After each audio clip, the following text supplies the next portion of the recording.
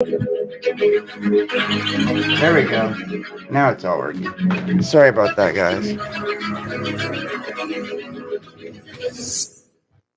We're now in the early stages of the fourth industrial revolution, which is bringing together digital, physical, and biological systems.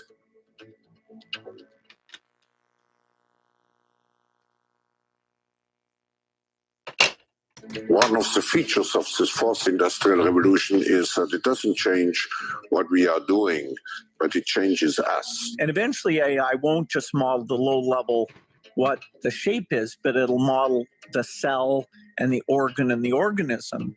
If you have enough data about me and enough computing power and biological knowledge, you can hack my body, my brain, my life. You can reach a point when you know me better than I know myself. We will come to accept entities that are not biological as conscious. But it's not going to be, okay, machines on the right side of the room, humans on the left. If you talk to a biological human, they will have lots of non-biological processes going on in their body and brain. Those computers will be out in the cloud, so the thinking of that, quote, person isn't even just in their body and brain, even in the non-biological portion. It's out in the cloud. So it's going to be all mixed up. There's not going to be a clear distinction between human and machine. The bottom line is we are one human-machine civilization. It will not only change how we communicate, how we produce, how we consume. It will change actually us, our own identity. Not growing the virus at all, but just getting the sequences, getting the appropriate protein and sticking it on a self-assembling nanoparticle that is much, much more immunogenic. Injecting robots into a human's bloodstream sounds terrifying. But what if I told you science has developed so far that they are actually doing it on purpose? Making the mRNA is really easy and really cheap. And that's the magic of this thing. We just need to mess around. There's a lot of lipid nanoparticles, and some are very self-assembling. Let's take a look at a 2013 presentation delivered by Israeli scientist Dr. Ido Bashelet from Bar-Ilan University, boasting about the development of programmable nanorobots thanks to the funding of Pfizer. So this syringe has inside it 1,000 billion robots. So these robots are each 50 nanometers. 50 nanometers is about 2,000 times thinner than the thickness of your hair. Species Homo sapiens, if we survive, we'll probably have so much power that we will change ourselves using various technologies so that our descendants will no longer be Homo sapiens like us. Emotionally, it is easy to dismiss the work of Dr. Anna Maria Mielchia, for it is very disturbing. But her work is shown through scientific testing and backed up by government and NGO documentation. And the evidence shows that humanity has already been infected with cutting-edge surveillance nanotechnology. She also points out the important fact that the elastomers being fabricated by DuPont for this soft robot technology are made of the exact same chemicals found when analyzing the messegens, a compound that displays liquid crystal properties, found in targeted individuals. And they appear to be the same compounds. Literal TIs, people that were targeted, that were dealt blows by directed energy weapons, basically, human guinea pigs that have been experimented on through, this whole torture protocol and program that we've seen. And some of us have experienced firsthand. And then those that have went along and capitulated with the agenda, and those that have not, they're finding it all the same. I mentioned this in the past, that they have the documentary, I believe it's on Rumble, and it's called Died Suddenly, right? Died Suddenly. And it's where they have different coroners in different cities, and they're talking about the material, synthetic materials that are coming out of the cadavers of people after they pass, especially those that did participate in the C-19 agenda, as well as others. I got to be careful what I say. I just recently got a strike on a couple of the YouTube channels for the video after last. I did post it on Patreon and put it on band playlist for those of you that support. You can watch it still. But it was also removed on Facebook, so they've been coming down on my ass on all the platforms, you know, and it's especially over stuff like this. This is the mother of all conspiracies right here. This is the single biggest existential threat that humanity is facing, and this ain't to sensationalize in any way, shape, or form. It's just what it is. Right? We are reaching a point of singularity if we have not already reached that point, which we'll get into definitions and jump into all of that. But I just wanted to show this to show people like where we're already at. Vaccinated and the unvaccinated. They are the so-called blood clots that are being found around the world. And these hydrogels can now be programmed, encrypted, and decrypted. And it's spreading. Evidence shows that the vaxxed are shedding this to the unvaxxed. Well, we're not going to go any further with that. And that is allegedly. We're going to say that. And, you know, you can think about Eisenhower and his warning, you know, to the masses. When he was leaving office, you know, he was warning us against the military-industrial complex, right? He was telling us that, you know, this is what we needed to be aware of, you know, as we move forward. And this is exactly, you know, and here it is. Actually, I've got the speech, so if you guys want to hear it real quick. A vital element in keeping the peace is our military establishment. Our arms must be mighty, ready for instant action, so that no potential aggressor may be tempted to risk his own destruction. Our military organization today bears little relation to that known of any of my predecessors in peacetime, or indeed by the fighting men of World War II or Korea. Until the latest of our world conflicts, the United States had no armaments industry. American makers of plowshares could, with time and as required, make swords as well. But we can no longer risk emergency improvisation of national defense. We have been compelled to create a permanent armaments industry of vast proportions. Added to this, 3.5 million men and women are directly engaged in the defense establishment. We annually spend on military security alone more than the net income of all United States corporations. Now, this conjunction of an immense military establishment and a large arms industry is new in the American experience. The total influence, economic, political, even spiritual, is felt in every city, every state house, every office of the federal government. We recognize the imperative need for this development, yet we must not fail to comprehend its grave implications. Our toil, resources, and livelihood are all involved.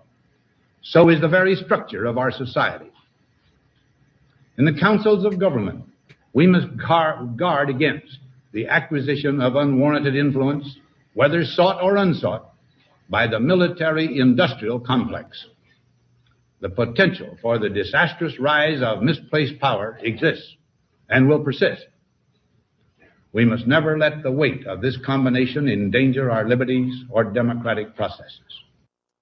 I mean, that's exactly what's happened, right? That's exactly what's happened. That's exactly the road that we've taken, you know? And we're going to jump into a couple little, you know, definitions before we start getting into this. I've got some really interesting stuff. I know I got off to a really slow start, couldn't get my sound working right. Hopefully I can get that all cut out when I post this to the other platforms. But, you know, we are at a very interesting time. So, and a lot of people believe we've already reached a point of singularity, or we're crossing the threshold of singularity. So you can see singularity here is technological singularity, or simply the singularity. It's a hypothetical point in time at which technological growth becomes uncontrollable and irreversible, resulting in unforeseeable consequences for human civilization. According to the most popular version of the singularity hypothesis, Jay Good's Intelligent Explosion Model of 1965, an upgradable intelligent agent could eventually enter a positive feedback loop of successive self-improvement cycles. More intelligent generations would appear more and more rapidly, causing a rapid increase or explosion in intelligence, which would culminate in a powerful super intelligence, far surpassing all human intelligence. And I want you to think about that. This super intelligence, far surpassing all human intelligence. This is precisely to the point to where we have people like Elon Musk that has warned us against this, saying we're summoning the demon, the creator of Kindred and CERN and D-Wave and all, like, we're getting warnings from all the people who are creating this technology that we're walking into a point of no return, that this technology has not only the ability to control and manipulate humanity, but could actually extinguish our light permanently or change us and alter us in a way that there's no coming back for. And many people believe that we're already living in some sort of computer simulation. So it's like, is there any avoiding, where we're heading as a whole? Have we already been defeated and inserted in some sort of matrix or system? When we look at the simulation hypothesis, it proposes that what one experiences as the world is actually a simulated reality, such as a computer simulation, in which we ourselves are constructs. There's been much debate over this topic in the philosophical discourse and regarding practical applications in computing. In 2003, philosopher Nick Bostrom proposed that the simulation argument, which suggests that if a civilization becomes capable of creating conscious simulations, it could generate so many simulated beings that a randomly chosen conscious entity would almost certainly be in a simulation. The argument presents a trilemma. Either such simulations are not created due to technological limitations or self-destruction, or advanced civilizations choose not to create them. Or if civilizations do create them, then the number of simulations far exceeds base reality, and we are therefore almost certainly living in one. This assumes that consciousness is not uniquely tied to biological brains, but can arise, from any system that implements the right computational structures and processes. The hypothesis is preceded by many earlier versions and variations of the idea that have also been featured in sci-fi, appearing as essential plot devices in many stories and films, such as The Matrix. And if you think about this too, and just to kind of see the origins, it says human history is full of thinkers who observe the difference between how things seem and how they might actually be, with dreams, illusions, and hallucinations providing poetic and philosophical metaphors. For example, the butterfly dream of the Zhuangzi from Zhuangzi from ancient China, or the Indian philosophy of Maya, or the ancient Greek philosophy of Anarchus and Monomus, likened existing things to a scene painting and supposed them to resemble the impressions experienced in sleep or in madness. Aztec philosophical texts theorized that the world was a painting or a book written by Total. In the Western philosophical tradition, Plato's allegory of the cave, presented in the 4th century BCE, stands out as an influential example.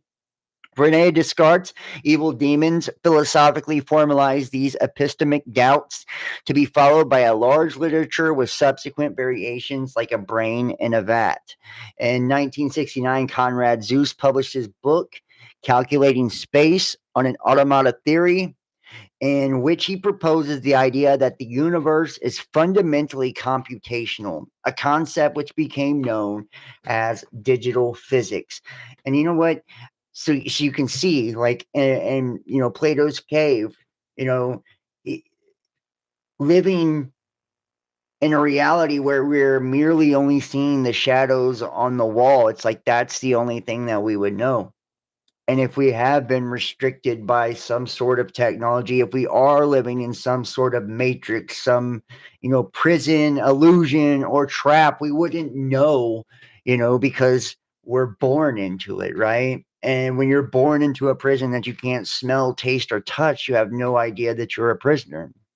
Matter of fact, there's a video circulating around there, and I might even have it, where the guy asked AI, how he would essentially feed off of humanity's loosh and put them in a conscious prison. And basically, to make a long story short, the playbook is exactly what's happened to us today. It's exactly the world we're living into today. And it's, to create this conscious prison in perpetuity, to where we never escape, to where we never break out, of this realm. And I mean, you can see too, um, we're having this propagated to us on a daily basis. This is like, and it's not just because we're entering this Aquarian age. It's like before we even was finished with the age of Pisces. It's like things were headed to this. You can see here the augmented humans 2025. And this is a conference, Augmented Humans International Conference 2025 will be an in-person event held in March 2025 at Mohammed bin Zayed University of Artificial Intelligence. The conference focuses on physical, cognitive, perceptual augmentation of humans through digital technologies. The plural humans emphasizes the move towards technologies that enhance human capabilities beyond the individual and will have the potential for impact on a societal scale. The idea of augmenting the human intellect has a long tradition. The term was coined by Douglas Engelbart in 1962. Today, many of the technologies envisioned by Engelbart and others are commonplace and looking towards the future. Many technologies which amplify the human body and mind far beyond the original vision are within reach. The conference proceedings are planned to be published in the ACM Digital Library as a volume in the International Conference Proceedings with the ISBM. And you can see some of the topics.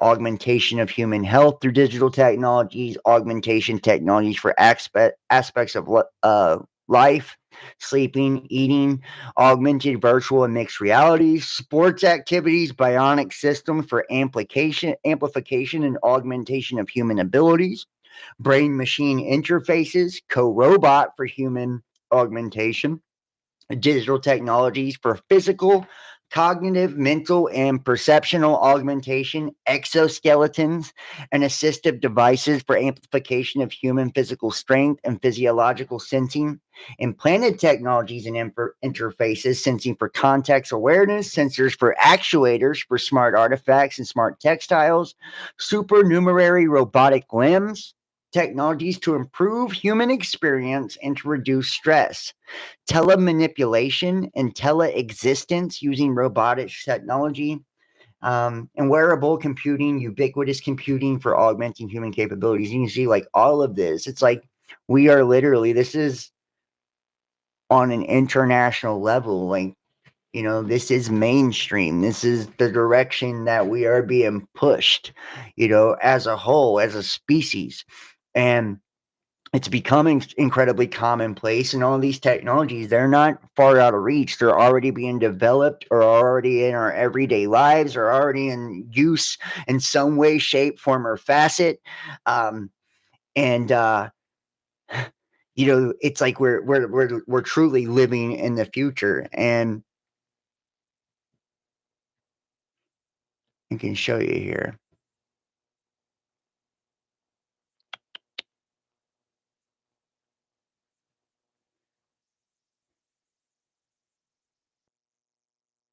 They're making computers out of brain cells. I mean, it's the crazy shit we are really going through is crazy. Okay, hold on. Let me find what I'm looking for here.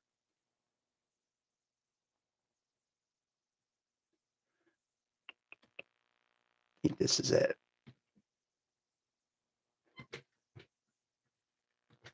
And this is Noval Harari right here, which if you guys have seen, like, this is, Klaus Schwab's right here, man.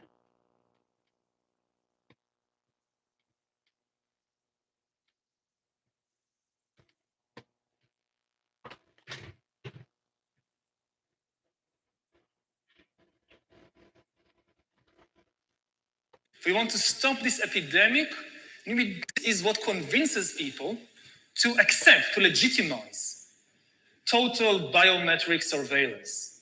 If we want to stop this epidemic, we need not just to monitor. And what he's describing too, and this is what's crazy about it, is like, the covert identification and all of this. This was the beginning of this reset, and this was to take us into this next phase or this next level of transhumanism and world governance. And he's telling you, this is where all of the biometric shit all begins. This is what it allows it to happen.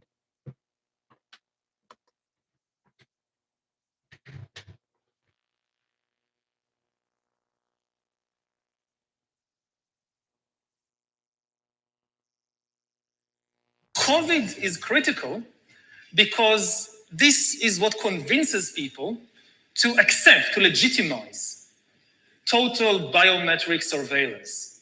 If we want to stop this epidemic, we need not just to monitor people, we need to monitor what's happening under their skin, their body temperature. Like we walked in here, we had to go through a body temperature test. No, I think maybe in a couple of decades when people look back, the thing they will remember from the COVID crisis is this is the moment when everything went digital. And if this was the moment when everything became monitored, that we agreed to be surveyed all the time, not just in authoritarian machines, but even in democracies, and maybe more. And I do believe that, yes, this is the moment that everything went digital, where our biology was actually affected by the technology on the level that it has been, whether people are aware of that or not. It's becoming more and more evident each day, and more is coming out about these things each day. But I believe 9/11 is, that actual moment, where this began to really be unveiled.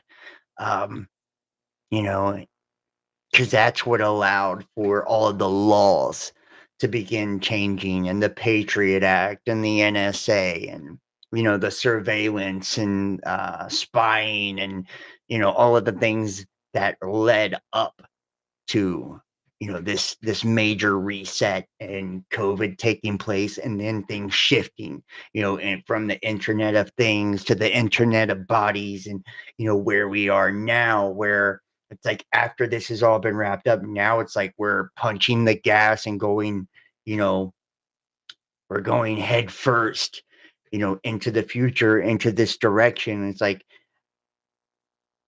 and I think people are so distracted, by politics, by Donald Trump, by Elon Musk, by, the left right political paradigm, by is Jesus returning, or are you Muslim, or, like all of that nonsense, or they're completely fucking disillusioned too. With all of the airy fairy, like bullshit, the fairy dust rainbow magic bullshit that they blow up your ass in a lot of these spiritual communities as well, when they talk about collective consciousness and, manifestation and creating our own realities. And if I just bury my head in the sand, then, I have no negativity in my reality, when it's just not true, right? We live in a collective experience. You do not create your own reality. You're in a shared reality. You are a fragment, a fractal of a whole, right? And we're all one. And it's like, it's so counterintuitive and counterproductive, and just, it makes their entire argument sound like nonsense when they talk about how everything is one. We're all one. but then they believe that they can be so disconnected from all the rest, and the spiritual communities, the truther communities, all of this produce some of the worst people on the face of the earth. It's like this massive inflation of the ego, to where people that are already like, probably in their past, whether it was religion or whatever, were like self-righteous and, believe that they knew it all, or believe that they were better than others or whatever, now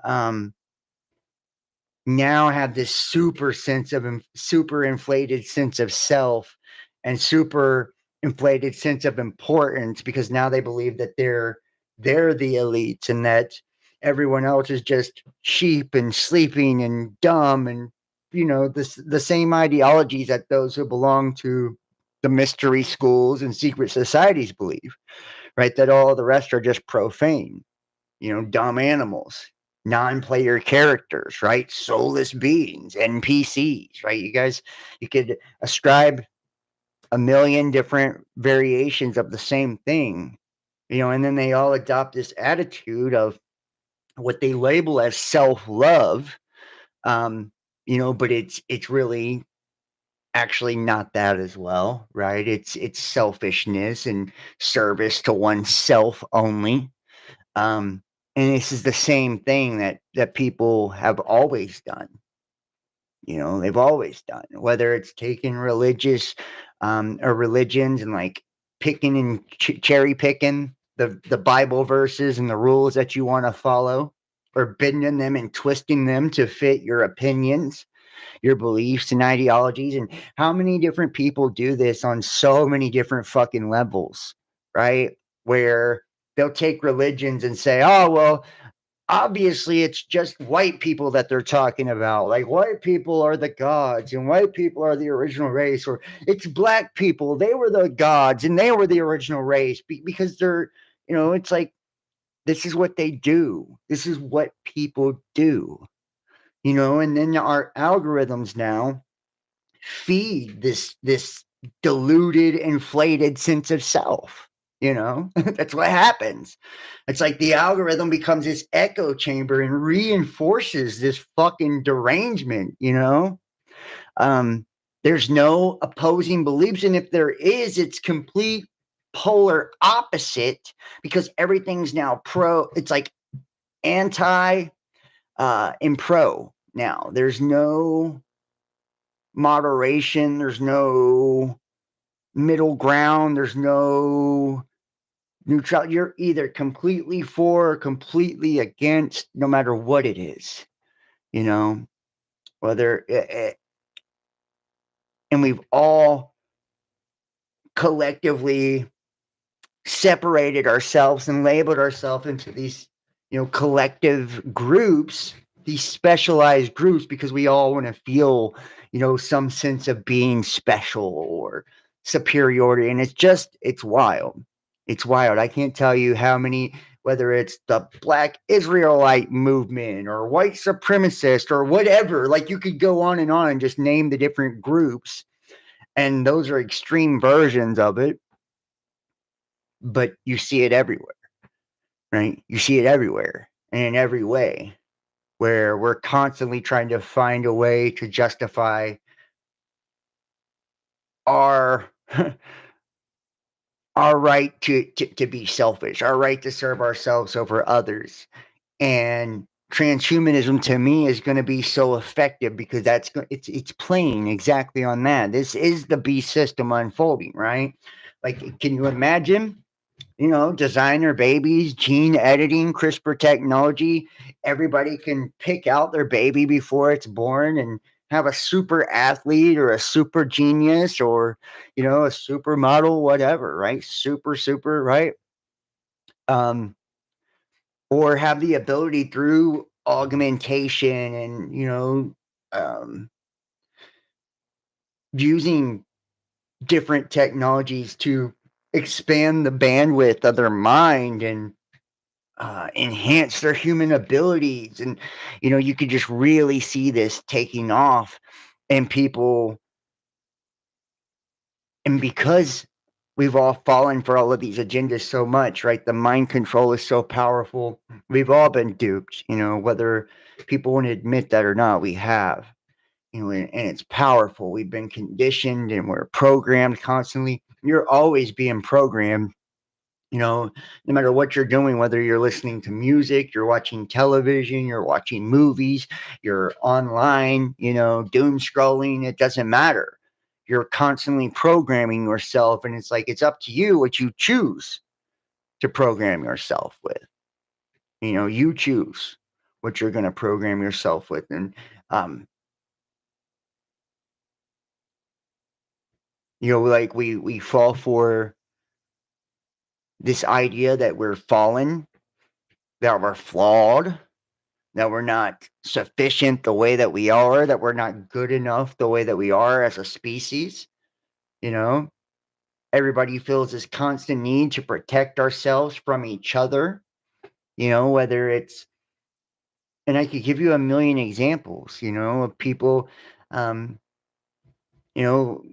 with, gun control and shit like that, and this sense of, needing to protect ourselves from each other, or even just as simple as how we act within emotional dynamics within relationships, right? Everybody's a narcissist and shit and empath and all this. It's like we're falling for this agenda that's incredibly divisive and makes us so defensive against everyone and everything, and separates us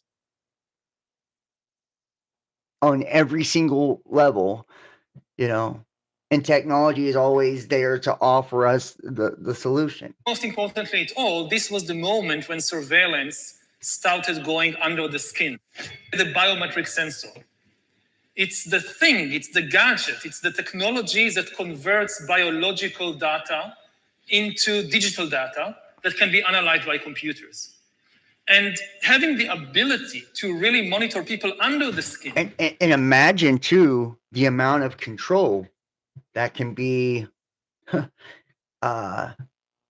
implemented with this, if it has the ability to monitor your biological data from something under the skin, interacting with something within your anatomy. And he's going to give an example in a moment. He's talking about watching television, like a political, and based on the analysis of your biological responses, it can tell whether you're pleased or displeased, and then it can suggest the next thing for you to watch. It can reinforce beliefs. This is how people have been turned into fucking patsies and committed atrocities and crimes and shit like that in the past, turned into Manchurian candidates. It's like we have no idea. Like we are on the cusp of really spiraling out of control. And if there are people behind the controls of this AI and technology that don't have your best interest at heart, and so many people within their arrogance believe that they're immune to it, that it can't happen to them, that their thoughts are their own, that they can't be controlled, that they can't be deceived. And that's exactly the people who are deceived the most. This is the biggest game changer of all. With this kind of surveillance, you watch the big president, the big leader, gives a speech on television. The television could be monitoring you and knowing whether you're angry or not, just by analyzing the cues, the biological cues coming from your body. So people are now watching us online, all over the world, this conversation. Now, maybe even right now, the people who are watching us are being watched and analyzed. And the thing is, it's not just you're now watching this. The thing is, we know that you're watching this, and we also know how you feel. Are you angry about what you hear? Are you frightened? Are you bored? This is the kind of power that Stalin didn't have, We know you're watching this, and we also know how you feel. That's some powerful, powerful shit. we know you're watching this, and we know exactly how you feel. Right? We're analyzing you, analyzing him, and we're reading your biometric data in order to understand, right, how you're computing the shit. So we know how best to attack you. So we know how best to manipulate you. So we know how best to deal with you. Are you angry? Are you afraid? Are you bold, right? What type of response is this invoking within you? And based on said response, we will be able to have independent and individual actions for each and every person based on their algorithms through their technology. Like, just think about what we're dealing with here and the scale, of what this could do globally. Everyone being monitored and surveilled and controlled within this manner alone. When Stalin gave a speech, everybody, of course, clapped their hand and smiled. Now, how do you know what they really think about Stalin? It's very difficult. You can't have a KGB agent following everybody all the time. Even if you do it, he's just watching your outside behavior. He doesn't really know what's happening in your mind. But in 10 years, the future Stalins of the 21st century, they could be watching the minds, the brains of all the population all the time. And also they will have the computing power to analyze all that. It's not just having an agent following everybody all the time. The agent in Stalin's days writes a paper report, and you have these millions of paper reports piling up in Moscow. Somebody needs to read them, to analyze them. That's impossible. Now you don't need human agents. You don't need human analyzers. You just have a lot of sensors and an AI which analyzes it, and that's it. You have the worst totalitarian regime in history. And now think about that. Who is the agent in this scenario? Who is the agent in this scenario? It isn't me. It isn't FBI guy outside in a van outside of your fucking house. It's this right here, within this right here. This is the agent. And you carry it every fucking where you go. Right? And that agent is connected into your computer. That agent is connected to your smart television. That agent is connected to everything. Everything that you do, and it can operate without a body, without limits. Like the things, the limitations of your physical construct that keep you from, being omnipresent, omnipotent, whatever, right? Those limits don't apply. So it can operate through Wi-Fi, through this web, right? Because you're caught in the World Wide Web, this World Wide Web of consciousness, this Ethernet, right? The ether, right? It's a net. All the fish being caught in the net. And it reminds me of, the iPet goat. iPet goat. You guys remember that by Heliofont? Like at the end, it's got like the fake Jesus or whatever, and he's like riding on the boat, and all the fish are just jumping into the boat with him. As he's like hypnotized, all seeing eye through his third eye. Like he's just hypnotized, and all the fish are just jumping in the boat.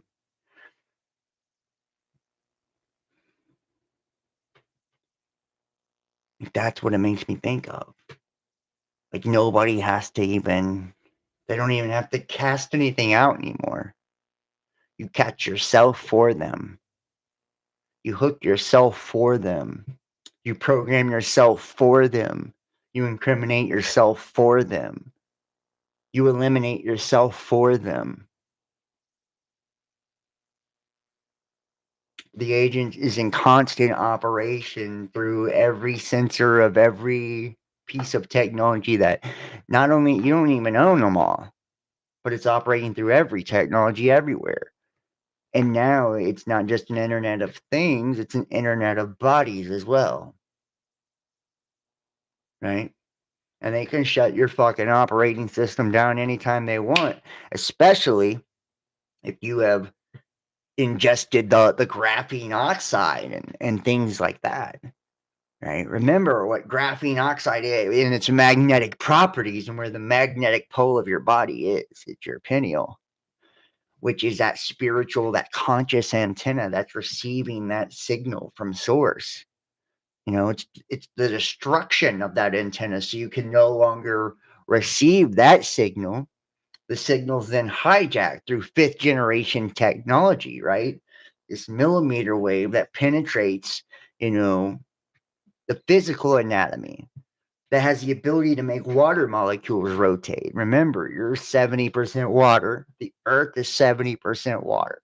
And 6th generation technology even supersedes that. It has the ability to read brain activity data. Real fucking time. You don't need to have a device on. It picks up on your frequency. It can pick up on your brain activity, read your mind, read your thoughts in real time. Now imagine something transferring on a quantum level, operating on a neural network through this World Wide Web, in this digital space, this quantum space, getting this real-time data of your thoughts, your feelings, your emotions, everything working congruently together, compatible together, right? Mechanism, all working, all these moving parts within your life, right? Constantly bombarding you with signals and frequencies and picking up and reading on, all your biometric data, your thoughts, your feelings, your emotions, your words, the tones of your voice, everything. What you're intaking, you're ingesting from the food you're eating, right? To the music you're listening to, which has a hypnotic influence, right? And rhythm to it, to the television and movies you're watching, which same thing, to the podcast you listen to or whatever, And then it has this real-time transfer, right? To where it's back and forth, and then you have all this smart dust you're ingesting that's amplifying your signal, connecting you to all of this, right? Graphene within you that's connecting you to all of this. Some people getting RFID chips in them, connecting them to all of this, right? Heightening connectivity, heightening the speed, heightening the, your sensitivity to the system as well, to where it's inescapable now. You don't know when they turn on the new reality or not.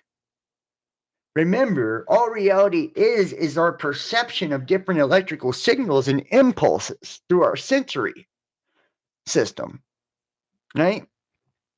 Sound is just, vibration that we're picking up through our eardrums and we're perceiving a sound. Light, it's light waves that are traveling through our eyes and hitting the back of our eyes, being flipped and perceived into, signals and frequencies by our brain. Same everything. Now, once you're plugged into this simulated, this hijack system that's with the system within the system, you don't know when they flip the fucking switch or what part of it's altered and what's not. What you're perceiving is real and what's not. What you're being fed intentionally and what's not. COVID is important because COVID legitimizes some of the crucial steps, even in democratic countries. The really big thing is hacking human beings. To hack human beings, you need a lot of biological knowledge, a lot of computing power, and especially a lot of data. If you have enough data about me and enough computing power and biological knowledge, you can hack my body, my brain, my life. You can reach a point when you know me better than I know myself. And once you reach that point, and we are very close to that point, then democracy, the free market as we have, and actually all political systems, also authoritarian regimes, we have no idea what happens once you pass that point. Now, in the past, many tyrants and governments wanted to do it, but nobody understood biology well enough. And nobody had enough computing power and data to hack millions of people. Neither the Gestapo nor the KGB could do it. But soon, at least some corporations and governments will be able to systematically hack all the people. We humans should get used to the idea that we are no longer mysterious souls. We are now hackable animals. Data might enable human elites to do something even more radical than just build digital dictatorships. By hacking organisms, elites may gain the power to re-engineer the future of life itself. Because once you can hack something, you can usually also engineer it. And if indeed we succeed in hacking and engineering life, this will be not just the greatest revolution in the history of humanity. This will be the greatest revolution in biology since the very beginning of life 4 billion years ago. For 4 billion years, nothing fundamental changed in the basic rules of the game of life. All of life, for 4 billion years, dinosaurs, amoebas, tomatoes, humans, all of life was subject to the laws of natural selection and to the laws of organic biochemistry. But this is now about to change. Science is replacing evolution by natural selection with evolution by intelligent design. Not the intelligent design of some god above the clouds, but our intelligent design and the intelligent design of our clouds, the IBM cloud, the Microsoft cloud. These are the new driving forces of evolution. And at the same time, science may enable life, after being confined for 4 billion years to the limited realm of organic compounds, science may enable life to break out into the inorganic realm. So after 4 billion years of organic life shaped by natural selection, we are entering the era of inorganic life shaped by intelligent design. So does the data about my DNA, my brain, my body, my life, does it belong to me or to some corporation or to the government or perhaps to the human collective? Humans are now hackable animals. You know, the whole idea that humans have, you know, this, they have this soul or spirit and they have free will and nobody knows what's happening inside me. So whatever I choose, whether in the election or whether in the supermarket, this is my free will, that's over. Free will, that's over. That's over. I mean, honestly, you know, and it sounds extreme to some people, it really does, and I know it does, and it's like, I see people, they tune out because, for one, it's a form of cognitive dissonance. You know, it's a form of cognitive dissonance. It's like, oh well, you know, this isn't happening. This is, you know, this couldn't happen to me. This isn't what's happening right now. That's not possible. You know, this is fear porn. This is doom and gloom. This is, you know, all of these things, and they're not. And it's only because they're not understanding and not registering, you know, just how far along we truly are, just how effective the technology already is, just how much of their consent they have already given by participating in the system at all. You know, and they're telling you, They're telling you exactly what's happening as it's happening. And this is why, when I say that this is the biggest existential threat to humanity, this is why. You know? And Yuval Harari, Yuval Harari, whatever his name is, he puts it better than any of them. You know, he's telling you in plain language exactly what they intend to do, exactly what the plan is, and exactly what the technology is capable of and is intended for. Today, we have the technology to hack human beings on a massive scale. Yeah, I mean, everything is being digitalized, everything is being monitored. In this time of crisis, you have to follow science. It's often said that you should never allow a good crisis to go to waste, because a crisis is an opportunity to also do good reforms that in normal times people will never agree to. But in a crisis, you see, we have no chance. So let's do it. Vaccine won't help us go The to the vaccine test, of course. will help us, of course. It will make things, more manageable. Surveillance. People could look back in 100 years and identify the coronavirus epidemic as the moment when a new regime of surveillance took over. And, and I do believe that that's exactly what people are going to do. They're going to look back and, and, they're going to be like, hey, this is when everything changed. This is when everything changed. I found this cool website called Earth 2050, and it's futurologist, and it's got predictions of, different things by the future, and it gives you like the years and when these predictions are supposed to happen. And I just want to go through some of these different predictions with you guys. Just so here are some of the predictions. Whoops. Let me go back here. And we're not going to go through all of them, just some of the, the bigger ones. 2040, metaverse improves the scientific method. By 2030, quantum computers are powerful enough to be used to build virtual universes that are governed by physical laws duplicated from the real world. This metaverse allows scientists to conduct observational and experimental studies to improve degrees of certainty in testing hypotheses. And I just want you to kind of think about this too. And we'll let me finish this out. So,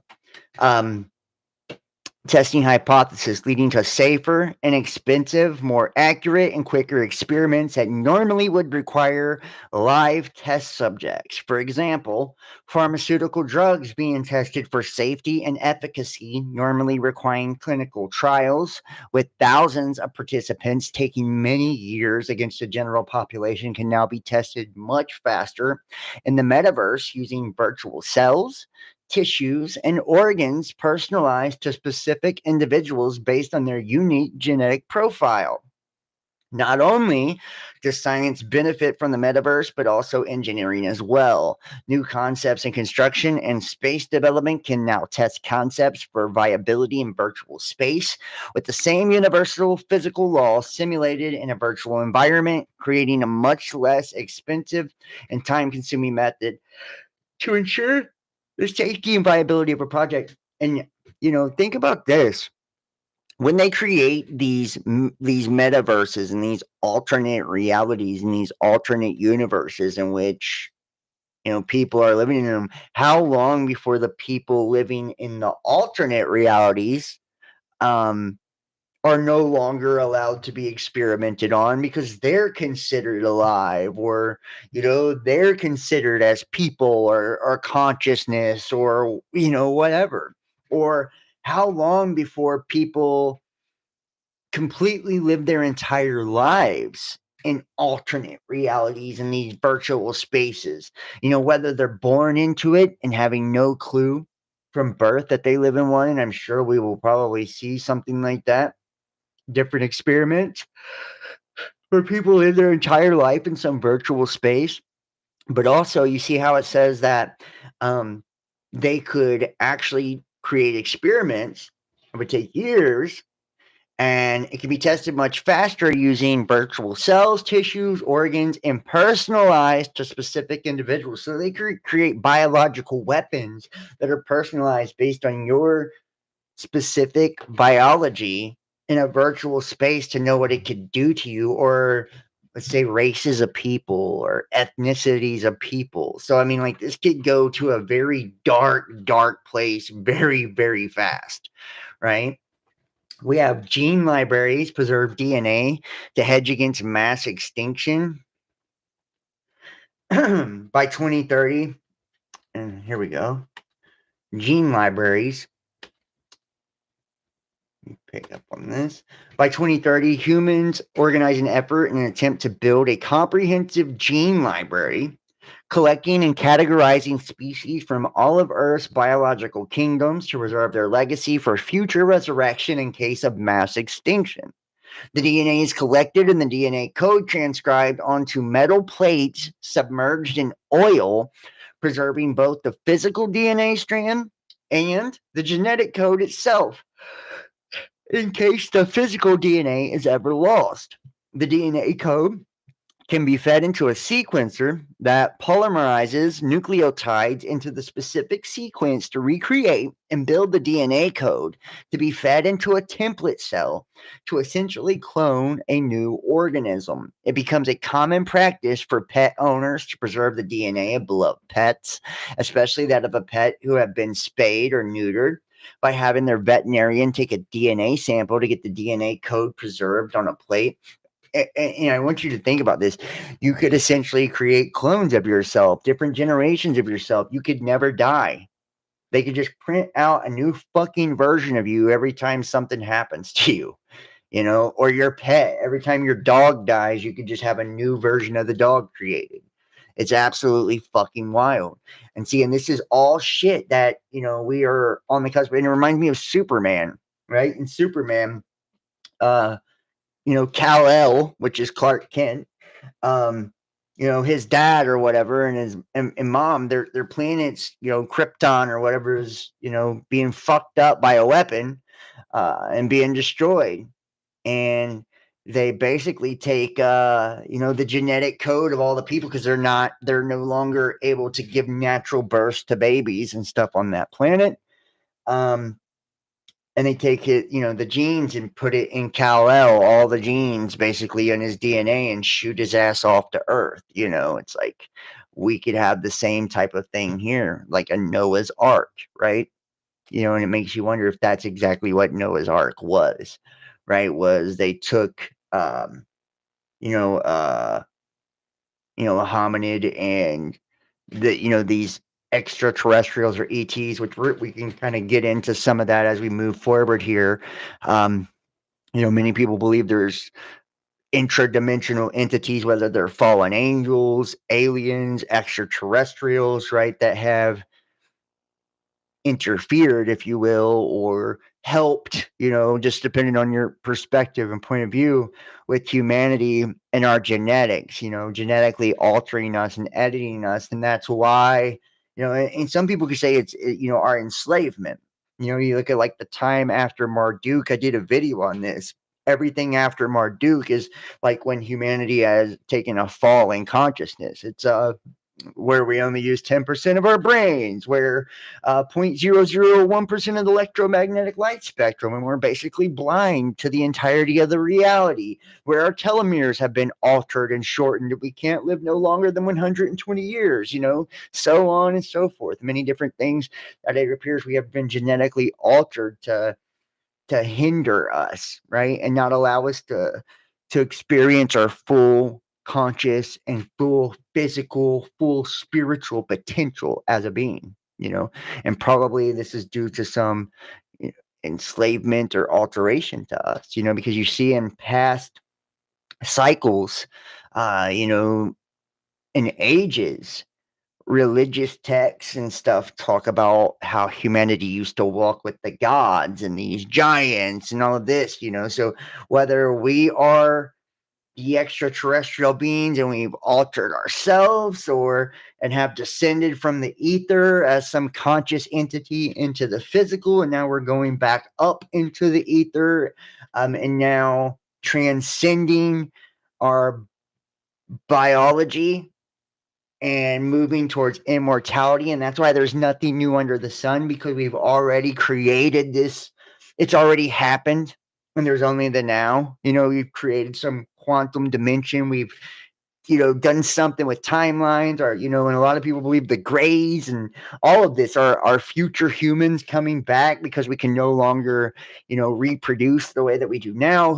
Who knows? There's so many theories, so many hypotheses, so many possibilities, but it appears something has happened, and technology has been extremely prominent through humanity. And maybe we're already seeing this too. I want to show you this. This is actually kind of fucking cool. So we recently, where is it at?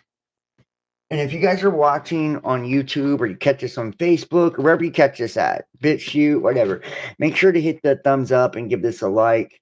So we recently had the blood moon here. Where's it at?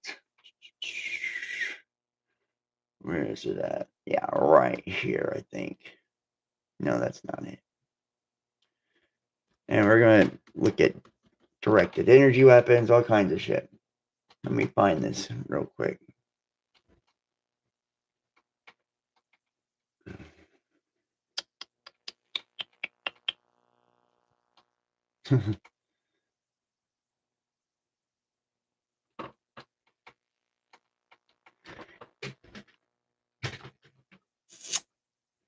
And this was what makes me wonder if we're already seeing, reality being altered in some way, or if it's already been altered in some way. I'll show you in just a moment. Give me 1 second. I'm trying to find an image real quick to share with you guys. I'm going to show you a video.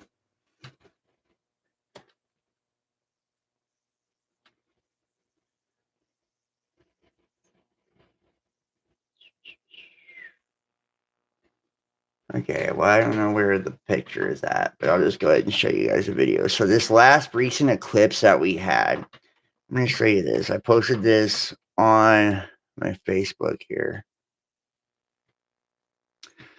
And I want you to see this. This is fucking wild. So dude's taking a video of the moon during the eclipse, and he's got the eclipse glasses, and he's putting it up. And, many people have talked about how the moon could be some sort of fucking Death Star. People have said many things about the moon being a base, being all kinds of shit. I just want you to watch this. This is fucking wild. So as he's moving the glasses back and forth, he notices that something's eclipsing the sun, and then the moon's in a different space. So the question becomes, which moon is the real moon and which one is the Skynet moon? If the eclipse is right here, yeah. So this was during the last eclipse. And why is the moon over there? Oh, wait. What? Look at that. How does that happen? Because we're in the middle. Look, the moon is right there in front of the sun. Wait. But the moon is over here.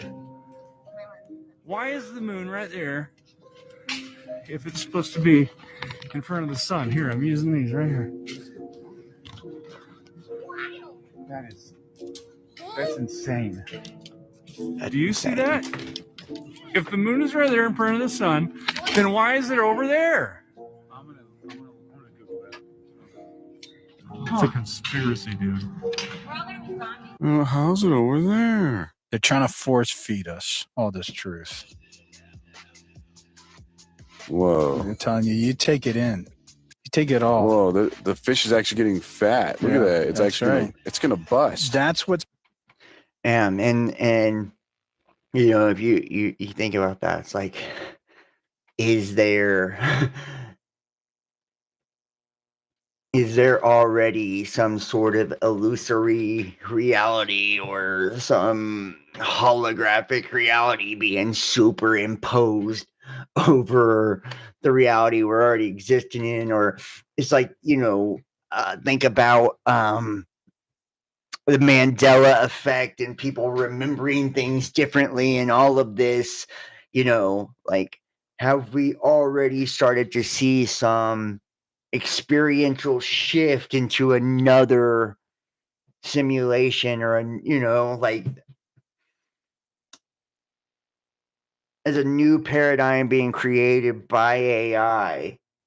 We have the original source paradigm by our creator or creators, and then this opening of the bottomless pit, or this opening of the abyss, through D-Wave and CERN and into this quantum realm that's allowed this other consciousness in, whether we call it Lucifer or Satan or whatever, right? A fallen. And now it's going to work on us in creating a false reality within the reality. And we're seeing inconsistencies in the reality like that, like anomalies, it makes you wonder, like, with UFOs and UAPs and all of this shit, when we see like plasma in the sky, what are we actually seeing? A lot of people believe this is craft, but are these plasmatic discharges in the sky openings or tears within, these inconsistencies, things not lining up or misaligning?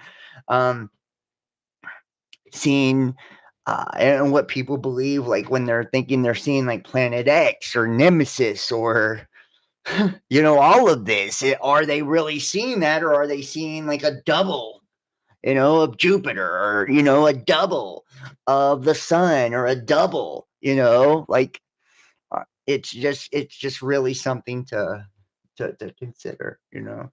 I know this is really out there, and now you can see they're still pushing this COVID spring boosters 2025, right? The spring booster program is launching soon. In line with the NHSE guidance, will run from the 1st of April, 2025. Eligible groups: adults age 75 and over, residents in care home for older adults, individuals age 6 months plus who are immunosuppressed as per the Green Book. Yeah, so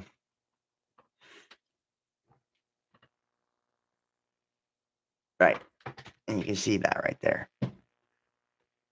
Yeah, very crazy, very fucking crazy. And we're already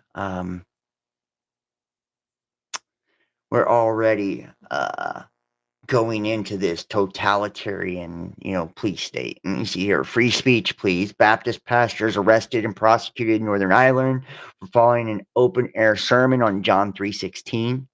76-year-old retired Baptist pastor Clive Johnston is in hot water over a sermon on the famous Bible verse John 3:16. His offense? Sharing the gospel on a grassy patch near a road in Northern Ireland inside a so-called abortion zone. The Christian Institute, fighting on his behalf, says he never even mentioned abortion. Now they're asking, should a law designed to stop abortion protests be used to criminalize gospel preaching? Wow. And you can, this is to me, this is fucking biblical. And remember, they use the Bible. The Bible is it is their playbook, so like within these abortion zones, right? You're not even allowed to say anything about the Bible. That's really wild when you think about it. It's incredibly wild, actually. Yeah, very wild. I mean, honestly, I'm did we ever think? I know we've like been told and we've seen movies and shit like that, but did we ever think? And did you also forget about this reminder that in 2013, Reddit accidentally revealed the most Reddit addicted city was an Air Force base that was developing propaganda for social media. On the 8th of May, 2013, Reddit revealed Eglin Air Force Base to be the most addicted, over 100,000 visits per day. Eglin Air Force Base has produced research papers such as Containment Control for a Social Network with State-Dependent Connectivity, describing methods of producing propaganda for social media sites. And this is the actual paper right here. And you can see here the containment control for a social network with state-dependent connectivity. And that's why they were the most addicted Reddit population, is because they were using it to study social engineering and propaganda. So social interactions influence our thoughts, opinions, and actions. In this paper, social interactions are studied within a group of individuals composed of influential social leaders and followers. Each person is assumed to maintain a social state, which can be emotional state or an opinion. Followers update their social states based on the states of local neighbors, while social leaders maintain a constant desired state.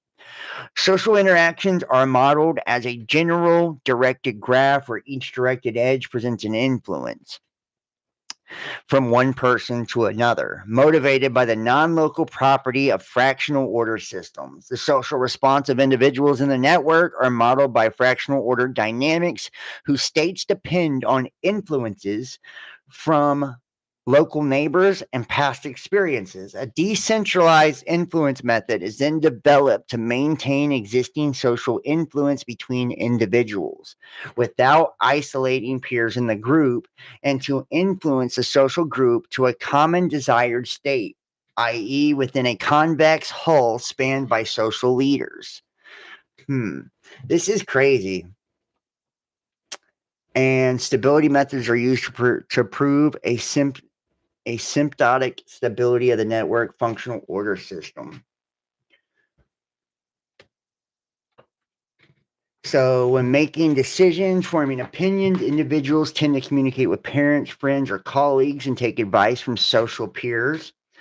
Social connections as friendship, kinship, and other relationships can influence the decisions they make. Some individuals, parents, teachers, mentors, and celebrities, may exhibit more powerful influences in others' decision making.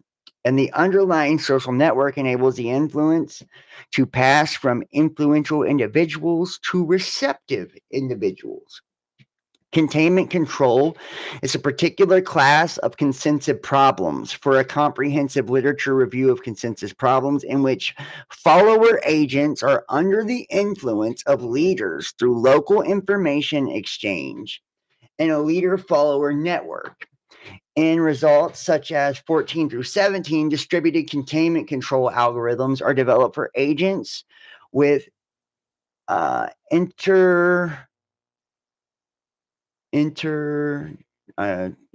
algorithms developed with integer to a convex hull spanned by multiple leader states, and undirected, directed, or switching topology. This paper examines how such methods can be leveraged to manipulate a social network.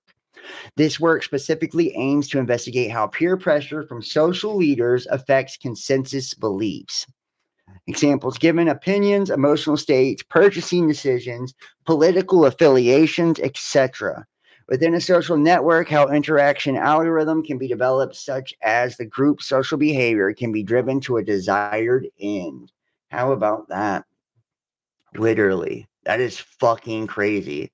They're literally breaking down the science of social networks and how multiple influencers in a follower-based social network can have the ability essentially to change your fucking opinions in the way that you think. You know, how crazy is that? How crazy is that?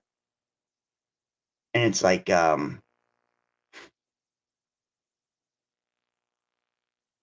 people think that like this is why, and this is what's sad actually. People will know that content creators and influencers are shills, right? They'll know it. They'll absolutely know someone is a shill, that they're completely fucking bought and sold. And still continue to follow that person, still continue to adopt their ideologies and opinions and beliefs, still continue to support that person. And we're so fucking programmed, and we, bit down on the propaganda so fucking hard that our mind rejects the ones that aren't bought or sold. Right? Like, those are the ones that we refuse to support. Those are the ones, like, it's like creates this natural resistance to the ones that are, like the ones that are independent of the system. It's absolutely wild. And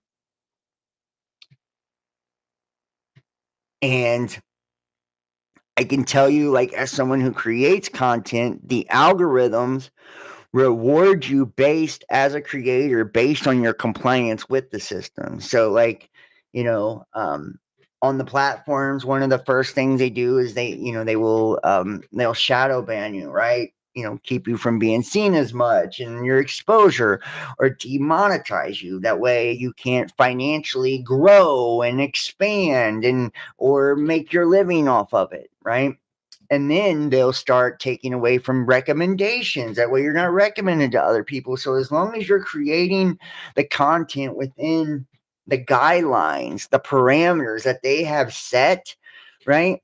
That's how you're driving within the lines on the road, so to speak. That's how you're playing ball, right?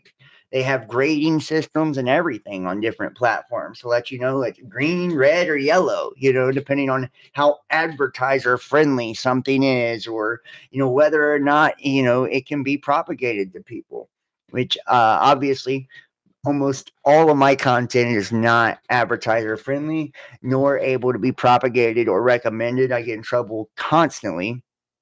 And because of that, not only does the algorithms and the platforms punish me, but I see the individuals and the people punish me as well, right? They, and I'm not like, and this is why it's so, and this is how we are. We're social creatures. We're so worried about what people think about us, being accepted by others, loved by others, respected by others, whatever, right? Some of us are validated through others and how they see us and the lens they see us through. To the point that it matters so much so to individuals that they're willing to do, anything to get that acceptance or whatever they're driven by, whether the acceptance is the means to an end to become wealthy, or they want fame, or whatever, right? They're driven by sex and they want, their pick of the sexual partners. Like, it can be a million different motivations, right? What motivates an individual to do what they do? But when you're not, and that's what's dangerous to the system, is people that can't be controlled by that, when they don't care what other people think, when they don't care if they're promoted by the system, when they don't care if they're famous, when they don't care if they're rich, when they don't give a fuck, right? Like, if they're going with the flow, that's what's dangerous. And that's more influential than anything, really, when you think about it, because that's what's genuine. A lot of people try to purvey that, and they try to, project the image of going against the grain. But, think about it. How many people are, push this anti-government sentiment, but then are full-on Trump supporters? Like, you're not fighting the system. You're not fighting the system at all. You're helping enslave everyone. You're not anti-system, anti-elite, anti-nothing. You've just fallen for the controlled opposition bullshit. The blind leading the blind. And that's why they allow, that's why this free market of ideas and opinions is so powerful and potent now, because that's all it is the blind leading the blind. Everybody has an opinion. Everybody believes their opinion is more important or more valuable or more whatever than others.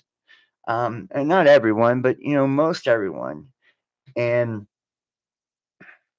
whether they're right or wrong, people will put false information out intentionally if it helps their bottom line, if it helps their followers, if it gets them money, whatever. Like I said, whatever the underlying motivation is. And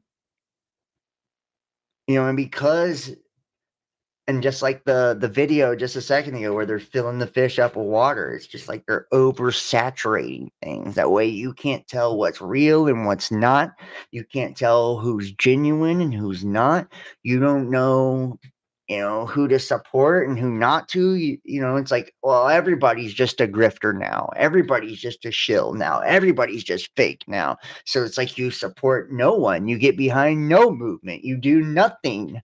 You believe nothing's true. Nothing's real. Or the opposite. You polarized to a specific idea or ideology, and then you just slowly you allow the algorithm to reinforce that idea to where everything else is wrong, that's contrary to that, and you feed that belief system, you feed that over and over and over and over. Lenses of the future, eyes in which technological progress lives. Bell Cyber Prom.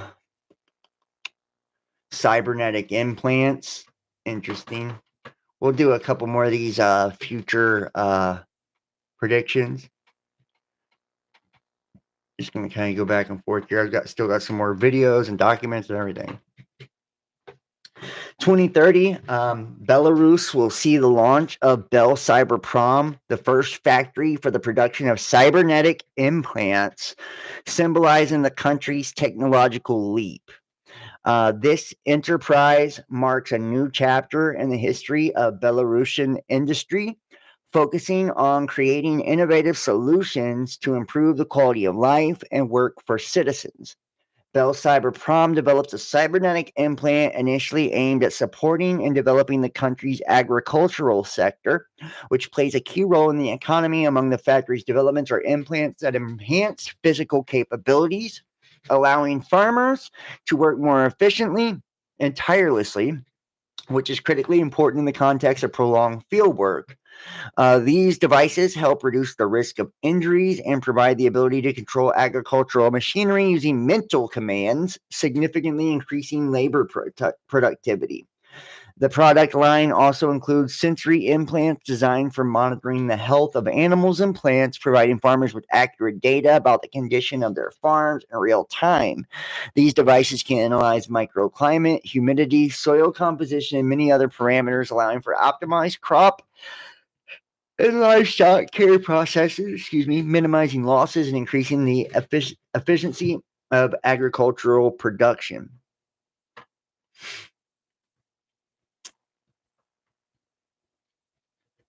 Let's see, I think I had a few of these. Mass chip implantation. Countries that form communities and unions, such as the remains of the European Union, will try to solve the problem of illegal migrants through labeling legal citizens and taking control over the movement of people in public places. This will reduce the number of crimes committed in public places, but will create clandestine camps areas inhabited by such migrants. Also, there will be black markets of stolen and forged labels that people will learn to hand over. What else here? Robot rescuers work in the MOE. Anthropomorphic robots have been introduced. They replace people in situations when the life of a rescuer is at risk, with huge fires, toxic gas emissions, possibility of explosion. And they have mechanical exoskeletons at their disposal for rescuers, which increase their muscle strength. These are just, a few of the predictions. Unmanned machines are used not only for transportation, but also as a platform for negotiations in order to accelerate the pace of life and not to lose a second. They have enough comfort and safety due to multiple cameras, lidars, radars, and attackers can hack the unmanned machine and gain access to its various systems, including inside cameras, and steal the record of negotiations. Ransom for your life during the ride. That is, you get inside a car and attackers tell you via the radio, pay now or you'll bump into a pole. How about that? That is fucking crazy. That is crazy. What else here? Surrogates. This is interesting. The demand for fit and strong workforce has made surrogacy a much considered option for women pursuing a career in entertainment or any other highly competitive industry. A woman carrying another couple's fertilized eggs to term and giving birth to their baby in exchange for payment. However, as the demand rises, so do the prices. In order to make this perk more financially accessible to women, scientists experimented with the so-called, tank wombs that should be able to take the baby to term. However, it was discovered that important emotional imprints in the baby's brain cannot be formed the same way as when living in the mother's womb, as the daily experiences are missing that come from feeling and hearing. The babies tended to be emotionally maladjusted, even frightened of themselves when they cried. They knew not how to emotionally map their experiences nor how to display them properly. So scientists, oh shit, what'd I do? So scientists just devised a test where a female robot with built-in artificial emotion functionality would carry an embryo to term. The robot would grow embryos in her artificial womb until they successfully develop into babies.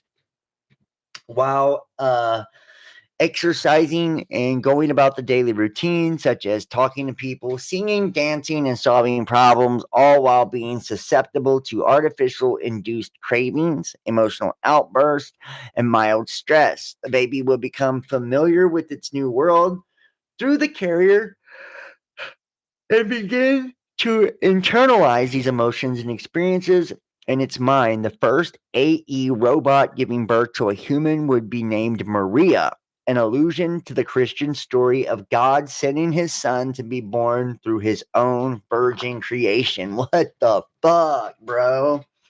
Wow. That is crazy, right? Can you imagine naming it Mary or, Maria because of Mary, like the Virgin Mary, because she's a fucking robot, right? And this immaculate conception of some gene edited CRISPR technology baby through artificial emotions within the womb to imprint on the child. This is just, this is crazy shit. This is the road we're headed down. Smart lenses.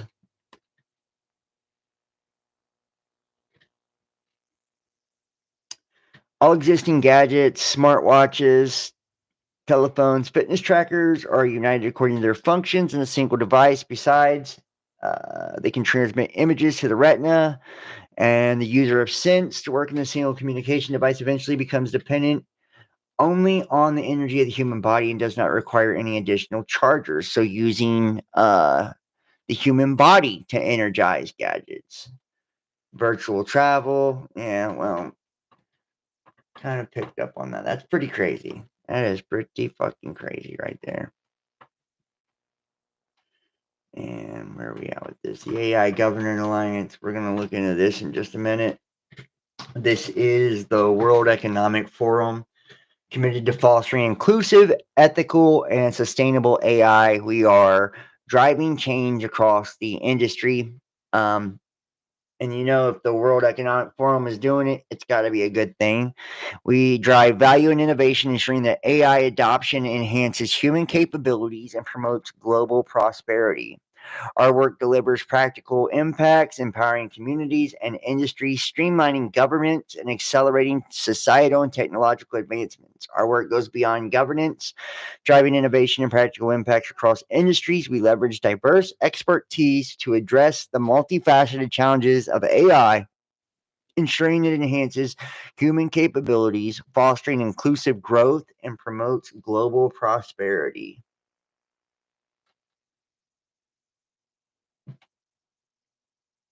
And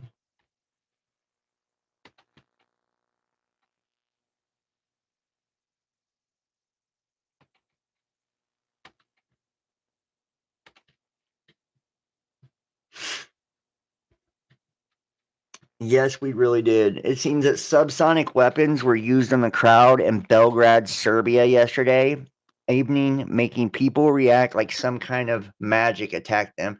I do have the video for this too, of where this actually happened. Let's see if I can pull this up.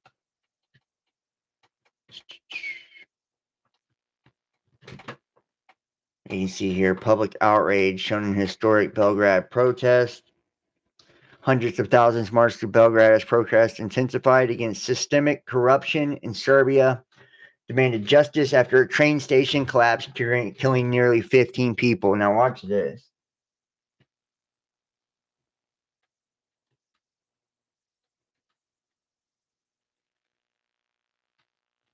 This is fucking crazy.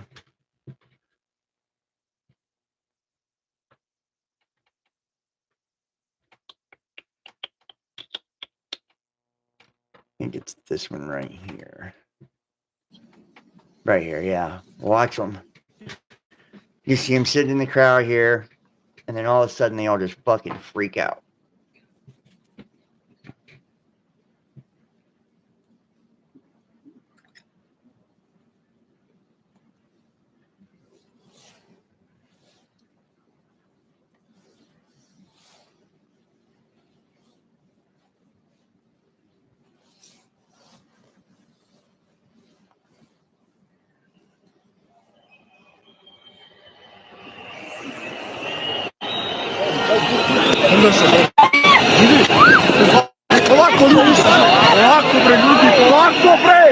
That scene. Yeah, something really weird about that actually.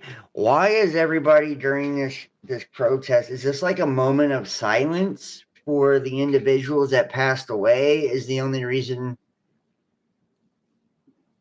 I can guess why everybody's just sitting here like just being quiet, not moving or saying anything right before this happens. They all have their phones out, as like the light. I think it's for like a type of visual, and you can hear the wave of people as they're being hit by the directed energy. Here they come. Look at that.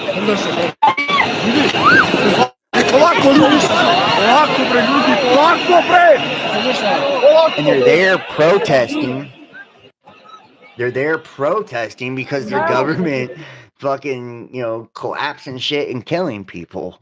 Isn't that crazy?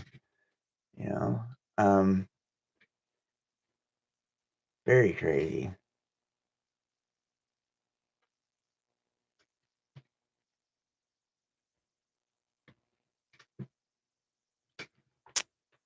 Just when you thought things couldn't get any worse, something happens that makes you And ask this the is question, that they built what a in the world is computer actually out happening? of human Am I brain dreaming? cells. Is this all a reality? Well, I'm here to break it to you guys. It is a reality. And I found something that most people won't even believe is real. But it is real, and I'm going to share it with you today. By the way, real quick, before we get started, my X account was deleted recently. And I find it rather suspicious because I had made some videos critical about the Neuralink chip. And we all know who runs the Neuralink chip, who's creating it. Shortly after that, my X account was deleted. It doesn't exist anymore. So if you were following me on X, I'm sorry. However, I did start a new one. The link is in the description. It's at End Times Sign. So make sure you go over there, follow me on X so I can get this account started up again. All right, let's get back to it. Ladies and gentlemen, they've actually done it. The globalists, the technocrat, the mad scientists who are building these things have crossed the line. They built a computer not out of silicone and wires like normal computers, no, but out of human brain cells. That's right. You heard me right. Living human brain cells. This thing is called the CL1, and it's straight out of a dystopian nightmare. And I've got the article right here. And we are going to read it. We're going to tear it apart, and then we're going to connect some dots to Bible prophecy, demonic forces, and what this means for you and your family. So let's get into it. So what is the CL1? Well, I'll tell you one thing. It's not your grandpa's Commodore 64. No, the CL1 was cooked up by some occultists in Australia. Computer scientists in Australia at a place called Cortical Labs. They're literally growing human brain cells in the lab. It's like some sort of freaky Frankenstein experiment. And they're sticking these human brain cells onto a silicone chip. I can't even believe I'm saying this right now, guys, but it's happening right now. They say it's the world's first code deployable biological computer, and it's going to cost you $35,000. It ships later this year, and get this, it stays alive for 6 months in this box that they have it equipped with life support. They literally have to put life support systems into this computer box to keep it alive. They even got it hooked up to something called the Biological Intelligence Operating System. It's like some sort of fancy way of saying that they're playing God, right? They're creating this living organism inside of a box. I mean, I'm not making this up, folks. This is real. Quote, world's first body in a box. Wow. Let's see if we can pull that up too. And you can see where there's all these things here of mixing, or merging human consciousness, with AI. The concept of human consciousness merging with machines, often explored in science fiction and futurist thought, involves technologies like brain computing interfaces, which CO1, let's see, I'm going to pull this up before I forget about it. CO1 body in a box. There it is. And we'll get to this in just a second.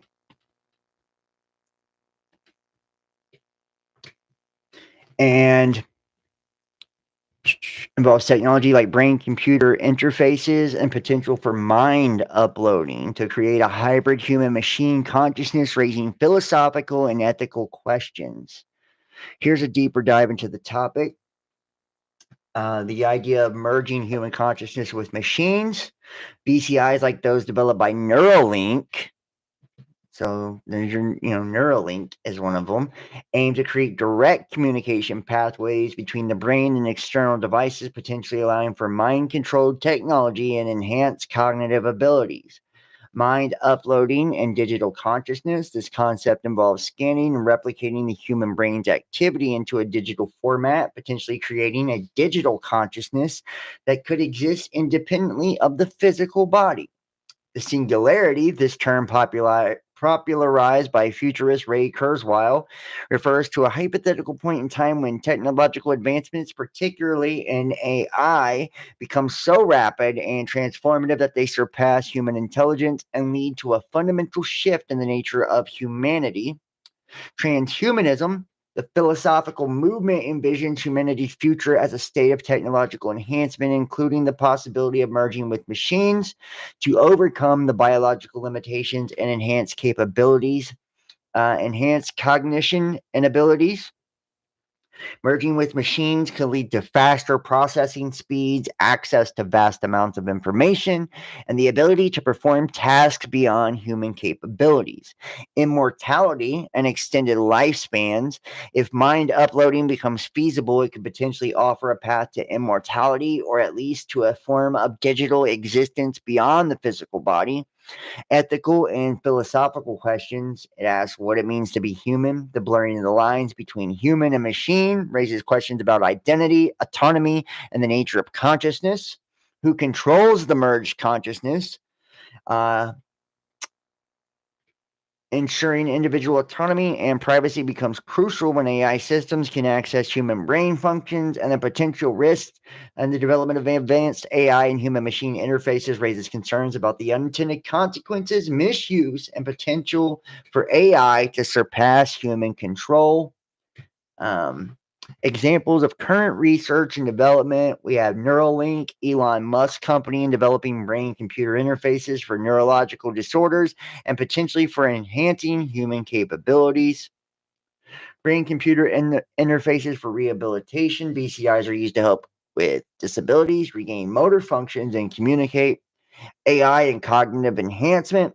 Researchers exploring the use of AI to improve cognitive processes such as memory, attention, and learning. And in conclusion, the idea of merging human consciousness with machines is complex and fascinating, with both potential benefits and significant challenges. While this technology is still in its early stages, ongoing research and development in fields like AI, neuroscience, and robotics are pushing the boundaries of what is possible. As we continue to explore these frontiers, it's crucial to address the ethical and philosophical questions that arise to ensure a future where technology enhances humanity rather than undermines it. And we see here, this is the article here.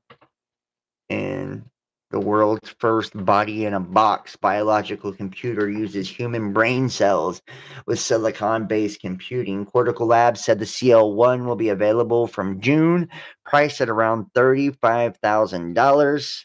It's so crazy. Australian biotech company Cortical Labs introduced what it claims to be the world's first code-deployable biological computer, which combines human brain cells with traditional silicon-based computing. The system, known as CL1, was presented at the Mobile World Congress in Barcelona and is being explored for its potential applications in AI and machine learning. The CL1 consists of a silicon chip with lab-grown human neurons cultivated on its surface. Lab-grown human neurons. Interesting. These neurons are capable of responding to electrical signals, forming networks that process information similarly to a biological brain. And I want you to understand, if they can use lab-grown human neurons, right, brain cells, human brain cells to make these, I want you to understand how easily your brain interacts with technology. So when I've been saying a lot of this shit, them being able to read our thoughts and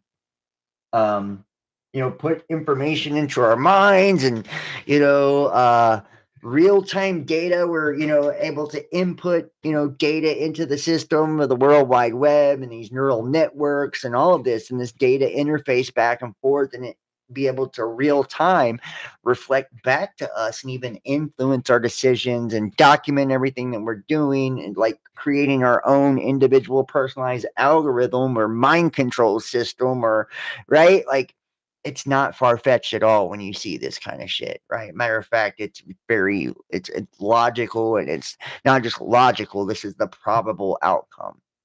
Says a notable aspect of the CL1 is its ability to learn and to adapt to tasks. Previous research has demonstrated that neuron-based systems can be trained to perform basic functions, such as playing simple video games. Cortical Labs work suggests that integrating biological elements into computing could improve efficiency at tasks that traditional AI struggles with, such as pattern recognition, decision-making in unpredictable environments. So using real brain cells actually improves upon things that AI can't fuck with, right? Cortical Labs says that the first CL1 computers will be available for shipment to customers in June, with each unit priced at approximately $35K. The use of human neurons in computing raises questions about the future of AI development. Biological computers like the CL1 can provide advantages over conventional AI models, particularly in terms of learning efficiency and energy consumption. The adaptability of neurons could lead to improvements in robotics, automation, and complex data analysis. However, the scalability of this technology remains uncertain. Producing and maintaining neuron-based systems is significantly more complex than manufacturing traditional processors, and ensuring long-term stability poses additional challenges. But here's the fucking thing. You don't have to scale it and maintain it if you have something like Neuralink, right? You don't have to keep it alive. It doesn't have a 6-month shelf life to keep it alive. It stays alive because it's in your skull, right? And then you use the same type of technology that they're already developing and working on, right? That runs and fires off the neurons and has a better sense of the human brain is the best hard drive and computer in the universe, right? In all of creation, there is no better computational system than the brain, right? And the human body is the best robotics that we have. It's natural organic robotics and natural organic intelligence. You can't beat it. This is God's technology, the Elohim's technology. And if you think about it, like them rolling this out now, and the number one, and what was the number one product that was mentioned when we were talking about the brain interface stuff with, meshing or merging human consciousness with technology? It was Neuralink, right? You don't have to do anything to keep these cells or shit alive if you're just jacked in. And it reminds me of the Matrix, literally they're just jacked in. They jack right in to the system. And it's like, think about all this technology we've talked about, the predictions that we've talked about, right? Creating the multiverses and simulated realities that we can jack into. It does not seem too far-fetched now when you really start to look at this, it really doesn't. It says the prospect of integrating living cells with computational hardware prompts discussions about the boundaries of artificial intelligence and human-like cognition. Human-like cognition. So I think this is fucking crazy. I think we're going to a wild, wild, wild time. And, the technological singularity does kind of already appear to be here, and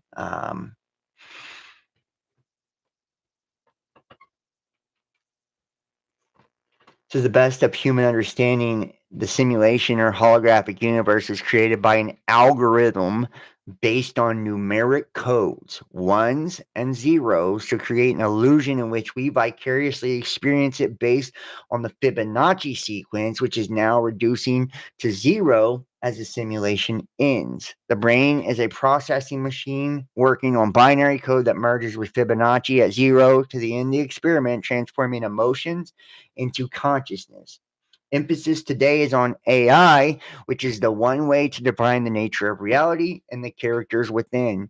Artificial intelligence takes us to extraterrestrials, past and present, and reality as a biogenetic experiment set in linear time to study emotions. Understanding the overall view of the experiment is not difficult, but having the tools to prove it is a matter of our simulation or hologram guiding us to that information. Everything else about who we are and why we are here will remain speculative until the end. You can see here, Einstein, reality is merely an illusion, albeit a very persistent one. Right? And asking Elon Musk, is life a video game? There's a sort of a philosophic concept that a sufficiently advanced civilization will be able to create a simulation. Yeah, maybe you've answered this before. A simulation. I've had so many simulation discussions; it's crazy. Okay, so because in fact, it got to the point where basically every conversation was the AI/simulation conversation, and my brother and I finally agreed that we would ban such conversations if we were ever in a hot tub. Okay. That was like, because that really kills the magic. Hot tub, So the idea is, right, any sufficiently advanced civilization could create a simulation that's like our existence. And so the theory follows that maybe we're in the simulation. Have you thought about this? And a lot. Are we even in hot tubs? No. So much so it had to be banned from a hot tub. Yeah. Okay. It's not the sexiest conversation. Are we in? I think here's, in my mind, like the strongest argument for us being in a simulation, probably being in a simulation, I think is the following: that 40 years ago we had Pong, like 2 rectangles and a dot. That was what games were.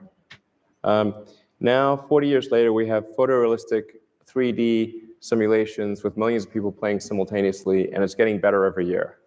And soon we'll have virtual reality, augmented reality. If you assume any rate of improvement at all, then the games will become indistinguishable from reality, just indistinguishable. Even if that rate of advancement drops by 1,000 from what it is right now, then you just say, okay, well, let's imagine it's 10,000 years in the future, which is nothing in the evolutionary scale. So given that we're clearly on a trajectory to have games that are indistinguishable from reality, and those games could be played on any set-top box or on a PC or whatever, and there would probably be, billions of such, computers or set-top boxes, it would seem to follow that the odds that we're in base reality is 1 in billions. Oof. And I want you to think about that. The odds that we are in a base reality is 1 in billions. And this really does. And I know it's kind of far out there. And I use this as the intro video for the live.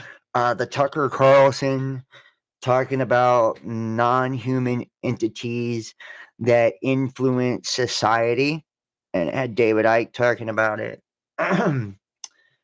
And this gets into the reptilian conversation. And I'm not... And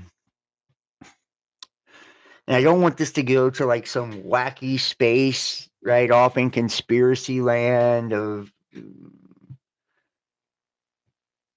because it does. And I feel like it undermines everything and discredits the fuck out of it, right? When we have people that are claiming that channel entities and ETs are here to help and they're progressing us to this and that. And I'm not saying it's wrong or it's not true. I'm just saying when you're trying to reach the base population, those who don't even subscribe to any of this shit, you start going down that rabbit hole, you completely lose these motherfuckers, right? They're just gone. They tune all the way out because it's too fantastical, too crazy.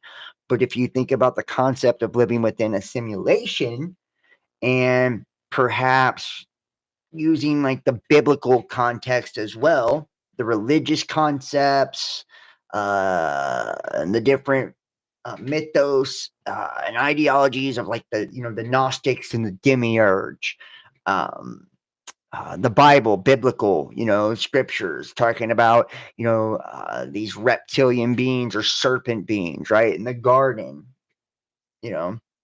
this dragon, this serpent, this devil, and even going so far as to describe these angelic beings, seraphic in nature, right? These fire serpents, flying serpents, right, if you will.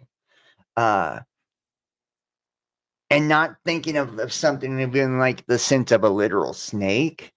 Thinking of something as in like, you've ever seen like the, poltergeist type of energy, right? Like, through different spectrums and cameras, right? Like if you've ever done any type of paranormal, hunting or anything like that, or just examining electromagnetic energy, it looks like orbs or like little tails or something, they're in full spectrum cameras, like a serpent, a flying serpent.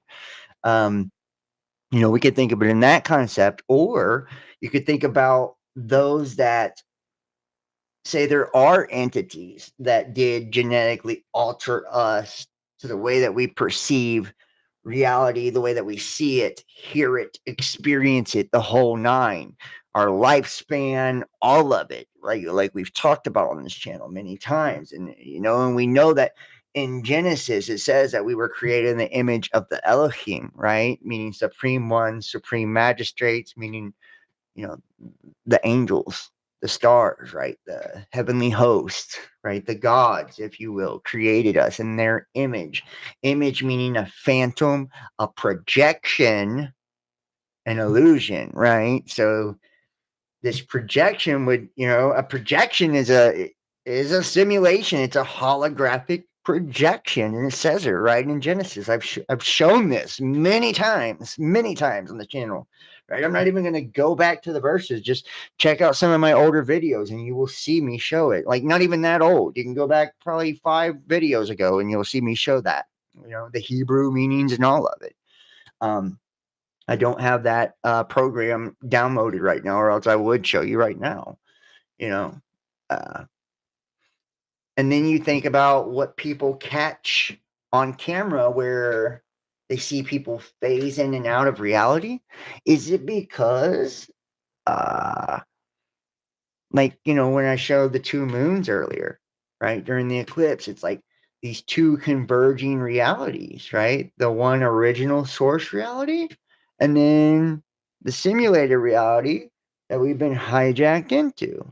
And then when you're seeing like these people shift, you're seeing that reptilian nature, these extra dimensional entities that are actually operating behind the mask, of humanity, and using us as some sort of control mechanism. And I got one more video. I'm going to show you something.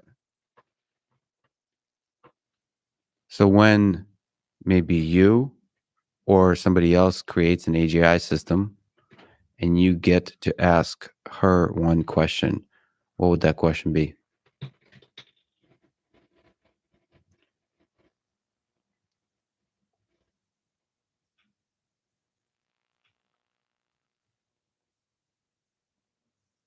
What's outside the simulation? What's outside the simulation?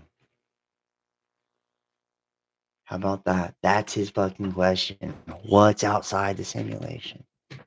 Now, let me show you here. See if I can pull this up real quick, guys. Where is it at? What am I doing here? Let me find this. Oh, I think it's actually this one. I think I got this one today. All right, hold on 1 second.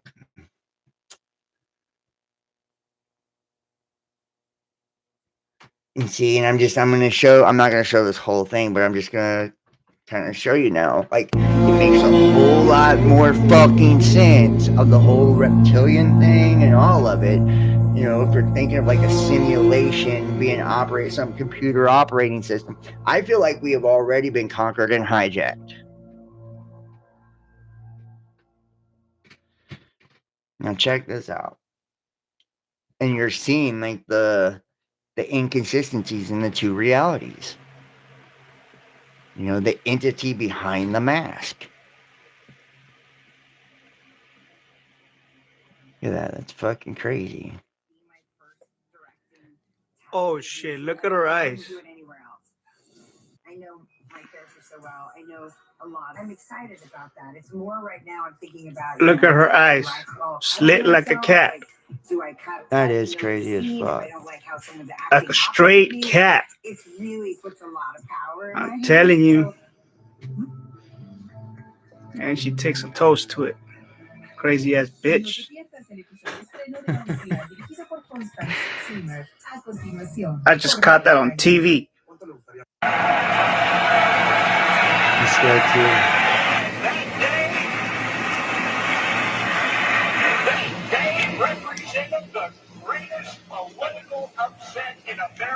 Look at that motherfucker's eyes, y'all. Look at that. That is fucking scary. It's scary. And it's like, is it because they've been initiated into these fraternal orders, these fraternal brotherhoods? And through this process of initiation, it opens you up. You know, essentially you are that vessel, you are a channel, right? And allows these fallen entities, to come unto the daughters of men. And if we think about like spiritual meanings, and we've talked about this, like daughters of men, meaning divine feminine, right? The man is the masculine, the physical. So the daughter of men would be the spiritual essence, right? Like Sophia, the Holy Spirit of each one of us. So these fallen coming unto the daughters of men, descending upon the spirit of us, right? Like devouring our essence. And you think about the epics of the Anunnaki, right? Those from the heavens came, meaning they come from, the ethers, the interdimensional realms, and they created a slave race, right? The black-headed ones, right? Or dark-skinned ones, which would be a shadow race, an image, a projection, right? To mine gold, right? And the gold is energy. It's a spiritual essence. And I know a lot of people want to take this, and like I said at the very beginning of all of this, right? They take it to that fucking black Hebrew Israelite bullshit, or, like they say it's like, oh, the Caucasus Mountains, and we were white, or, they take it to skin color, the blonde hair, blue eyed, Aryan stuff. Like they always take it to that because they're stuck in that exoteric. They can't see past the mask. They can't. They're so indoctrinated into the illusory system that they can't They're not tapped into their true essence. If they're talking that bullshit, saying that, the original race was black or they were white, then they're asleep. They're sleeping. I don't give a fuck. That's, for one, it's racist shit, propaganda, you know. The melanin in our skin has nothing to do with our spiritual essence. And I've heard so many bullshit theories of how it does, but it doesn't. You know, and it's them propagating division based on the physical illusion. Once again, that black and white, left and right, those paradigms, but doesn't matter what color you are. Once you're initiated into this mystery, right? And you're praying to the muse, right? Lady Babylon or the whore of Babylon, that. And remember, the Egyptians, they talked about this feminine spirit, this divine feminine spirit that was all devouring spirit, right? That devoured everything, And that's why Ra was so important, to conquer humanity, and then like we can hear all the tales of Marduk. And like I said, I think Marduk is probably after humans' enslavement or the fall of humanity. Where we got indoctrinated into the pure patriarchal system instead of like having the balance of both, being unified, but either way, it's like we're sacrificing ourselves, selling your soul. It's like you're selling your vessel to allow that entity to inhabit you.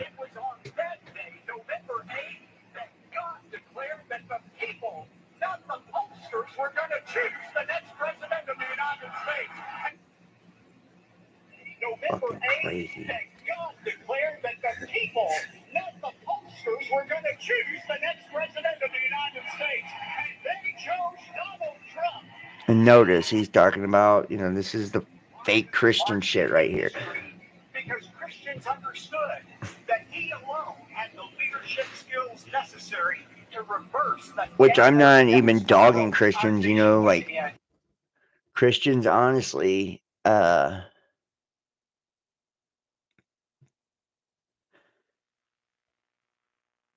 if you think about it, like when people are genuine, true, have that true, genuine Christian spirit, they really do have a loving, giving, kind, spirit, but it's like when they fall, for these doctrines and this worldly religious nonsense, it's like they become very judgmental, hypocritical, just it's ugly.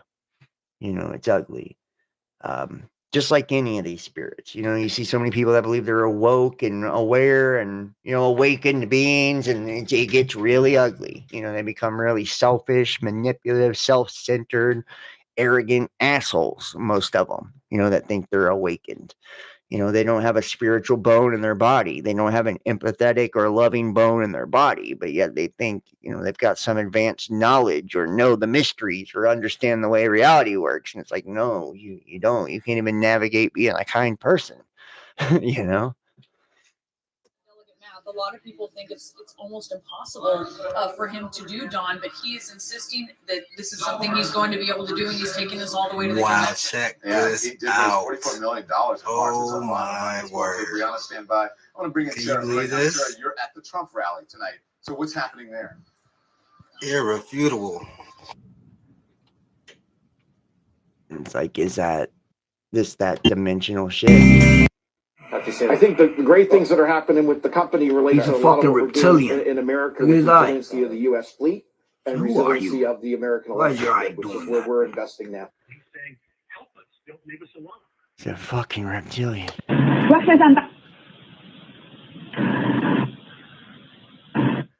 Yeah, so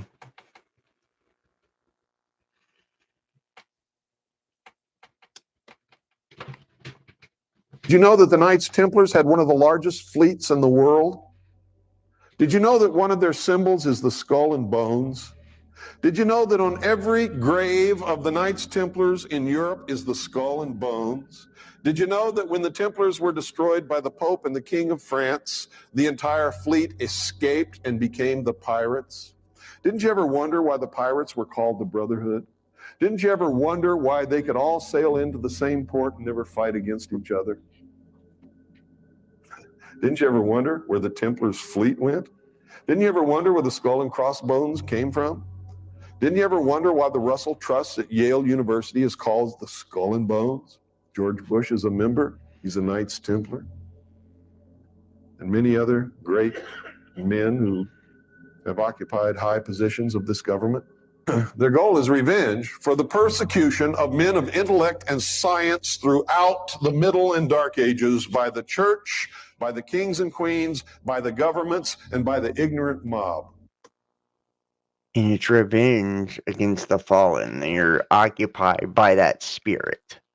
You know, that's why they were burnt at the stake and accused of witchcraft and all the other shit that they were accused of.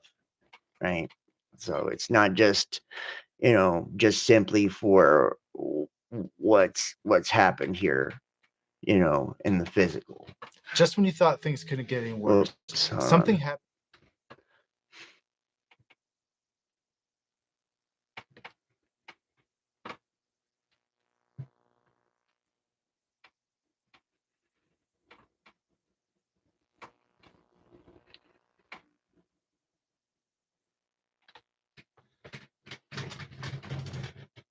Human beings being taken over from within.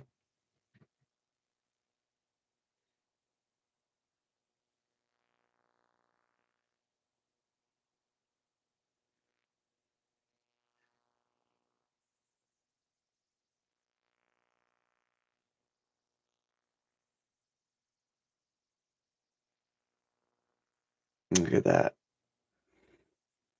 Soy el doctor Wilfredo Ramón Estos Baltasar de Guatemala, médico cirujano. Now watch this fucking guy. He literally shows the shit. I'm not going to go through this whole Otorgado por la video. Asociación Mundial de Medicina.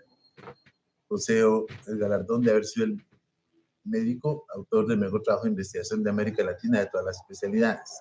Soy investigador.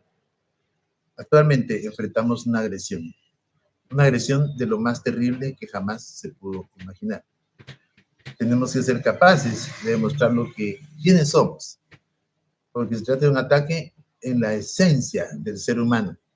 Están afectando desde el punto de vista nano, micro, tecnobiológico, tóxico y encima de todo psicológico, pues pretenden ejercer control mental sobre nosotros. Mental Este es un control llamado de over auxilio us. dirigido a las élites profesionales del planeta relacionados con la medicina. Por ejemplo, patólogos, hematólogos, reumatólogos, nanotechnology. Now Creo look. que eso es a partir del hierro que extraen de la hemoglobina. Y desde ese tiempo sospechamos, ahí está, la estructura se mira.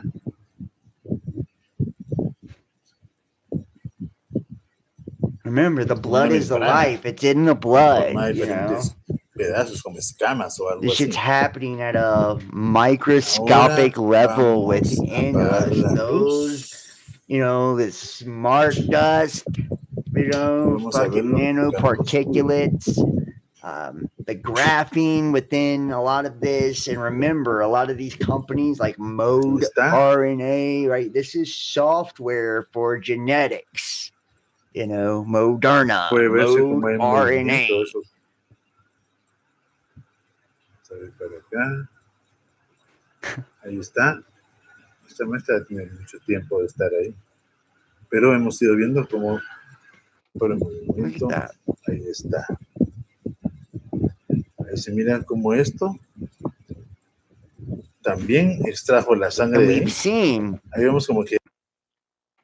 And we've seen and shown how they have, you know, false matrices or crystalline matrices that are set up within the body after certain things have happened to people, as well, right? So, you know, just, and it's hard to say, you know, a lot of what this stuff is because, you know, because of the the rules, community guidelines. Go ahead, sir. Right. Well, first of all, I'm not saying that people shouldn't use Twitter X. Of course they should use it. I use it. That's why we have you here, because we're not censoring, and I respect you and we really like you a lot, David. He was a little perturbed with me. And let's say he is a terrible guy.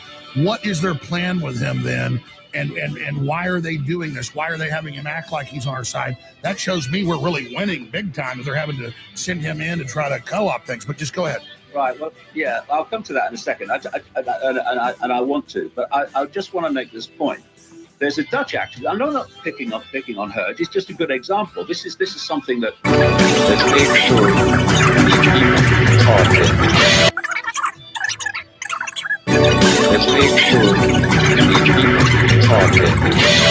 This might not be the one.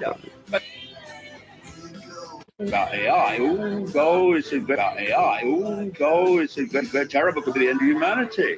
And then continues to push the AI agenda. But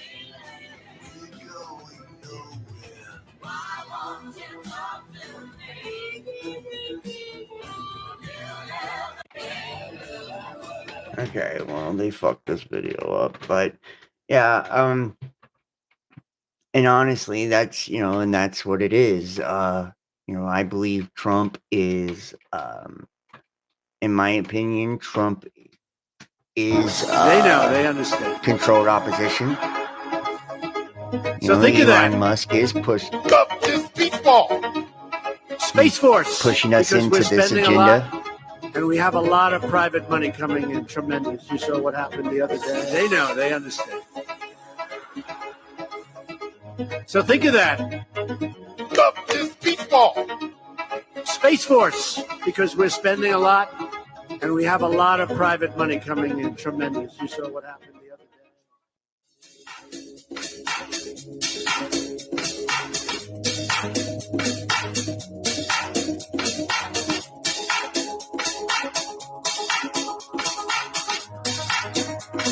Ah, that fake news.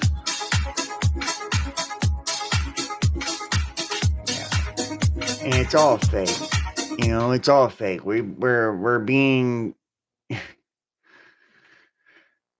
we're being tricked. We're being tricked. We're being bought and sold all this fucking bullshit, and you can see what is the end goal of this instability and gaslighting.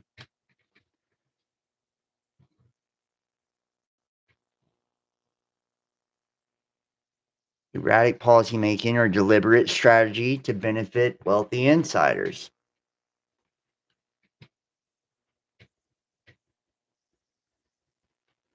And I want to show you too. Where is it at here?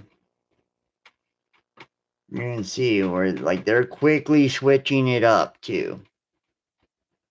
Quickly switching it up on us.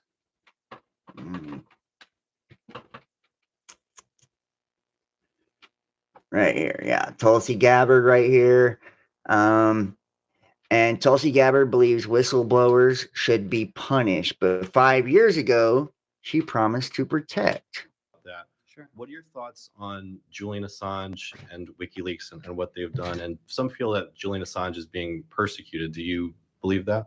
Well, I think there's a few different examples of people who are whistleblowers who have brought forward information about how, for example, government agencies, intelligence agencies have overreach into our private information, this mass surveillance without a warrant, that actually violate our constitutional rights.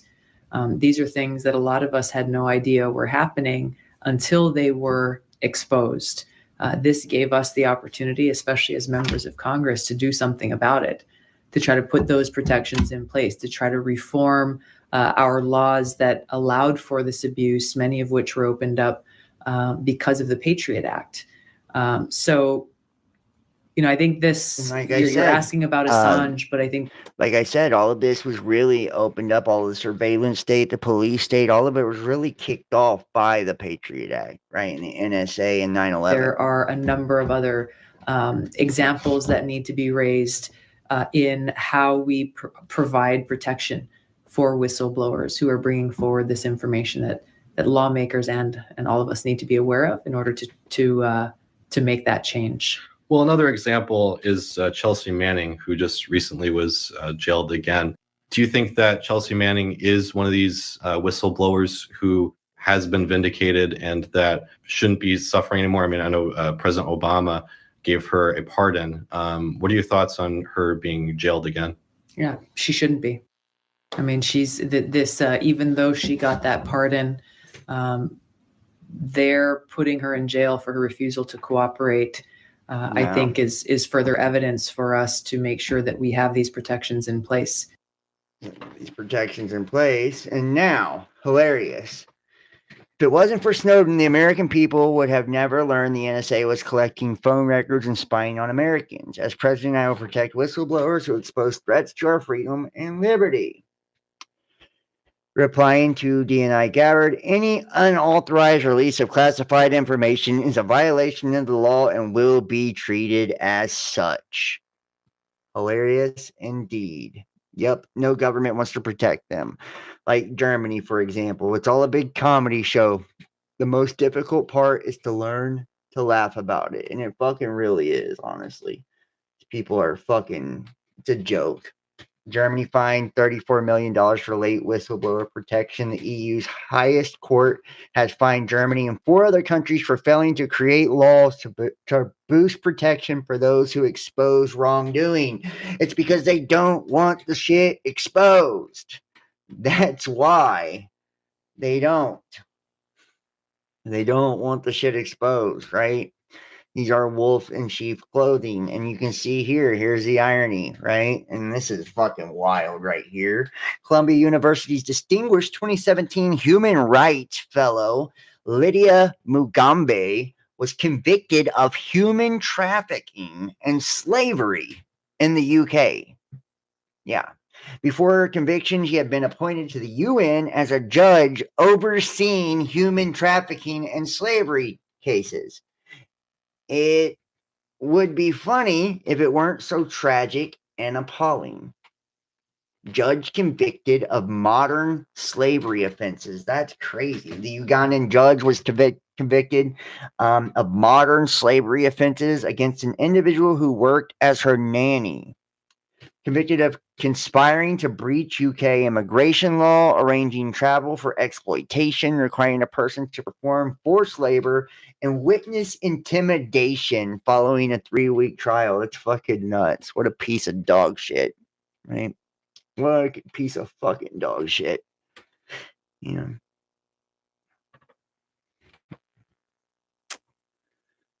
know. Texas politicians introduced bills to ban non-human behavior in schools. They're literally banning fucking litter boxes and shit in the bathroom because people are that fucking weird. New Texas bill aims to ban litter boxes, meowing, and hissing in schools. Next up, Texas will pass a bill banning golden retrievers from playing basketball for the NBA. This is wild, dude. This is how fucking, like, you know, we've lost our shit, man. As a whole, we've lost our shit. And you can't tell me that, the mind control isn't powerful. New bill introduced to seek banning non-human behavior in schools. Wearing leashes, collars, and the use of litter boxes. Who the fuck takes a shit in a litter box in school? Like, honestly. French nuclear attack sub mysteriously docks in Nova Scotia. Port visit doesn't constitute a threat. But, yeah. Just like, and keep in mind, AI is in charge of, most of the nuclear arsenals in the world now as well. So, Cloud introduces bill to prevent federal gun control through emergency declarations. So, introduce Protecting the Right to Keep and Bear Arms Act to block federal government from exploiting national emergencies as a backdoor for unconstitutional gun control measures. June 20, and think about that. Like, this is huge too. June 2024, the Biden administration's U.S. Surgeon General issued an advisory declaring firearm violence a public health crisis. The advisory was thinly veiled attempt to justify radical gun control measures, including public carry bans, firearm confiscation, so-called assault bans, magazine capacity limits, strict storage mandates, and a national gun registry. These extreme policies directly violate the Second Amendment and fail to address the real issues affecting American communities. With President Trump in office as of February 2025, he issued an executive order to defend the Second Amendment by blocking the federal government from infringing on Americans' fundamental rights to bear arms. The Protecting the Right to Keep and Bear Arms Act will cement this safeguard by ensuring that no administration can use declared emergencies, specifically the Secretary of Health and Human Services, as an excuse to impose unconstitutional gun restrictions. Now think about that. So, pandemics and all that shit. We saw during COVID how government agencies exploited emergency powers to strip Americans of their freedoms, including attempts to use public health declarations as a tool for sweeping mandates and restrictions. And we know that pandemics can be declared so fucking loosely, I mean, honestly, it's extremely loose. It's like there's not a whole lot of not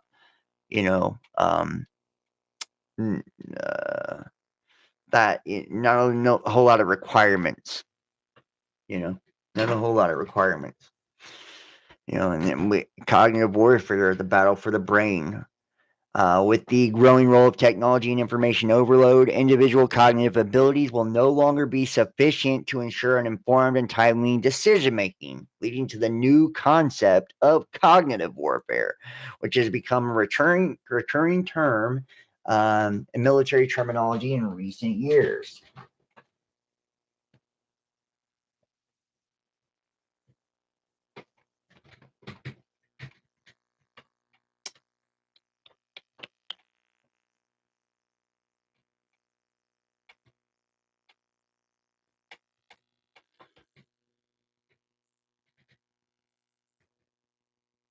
Okay, let's talk organoids. Does anybody except Stephanie know what an organoid is?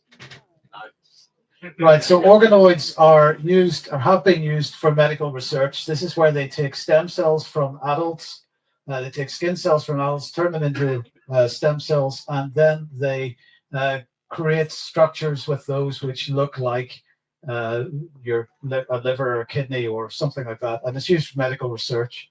But in more recent times, they have been experimenting with building brains this way, okay, for medical research. So let's have a look at this. This is from Eurostem Cell, and the question that's being asked is about the ethics of brain organoids.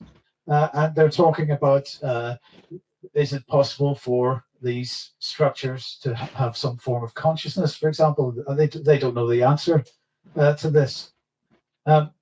Brain organoids and organoid intelligence from ethical, legal, and social points of view. This gives us a clue of what's coming next. But let's just have a look at this organization. I don't know if you can see that, but it's called Final Spark. And I'm going to say thank you to the person who sent this through to me. So you just see their name at the top left here. They're talking about biocomputing, from digital to bio. So they're saying that today AI growth is limited by the high energy use required with silicon. But AI growth will be enhanced with no energy restrictions, because they're claiming that if you use a bioprocessor rather than a silicon chip, then you don't require very much energy. It goes on from there to talk about the human. And think about, this is why there's so much emphasis on attacking the mind, on attacking the brain, on all of this. And you can see where we're shifting to, just from like the CL1 that we showed earlier to now the organoids to the smart dust to all of it, the graphene, hydrogel. I could go on and on and on, right? These different forms of nanoparticulates and heavy metals and whatnot, and how they have been used within the human biology, and that's the direction that we're going now. They're saying that human brain, we and it's like, think about the Matrix too. Think about the Matrix.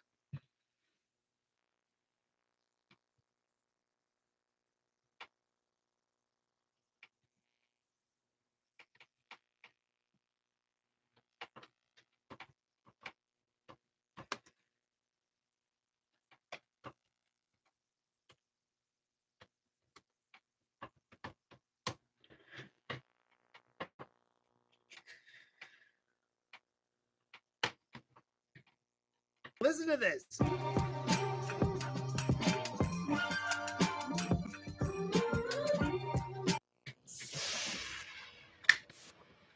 human body generates more bioelectricity than a 120-volt battery and over 25,000 BTUs of body heat.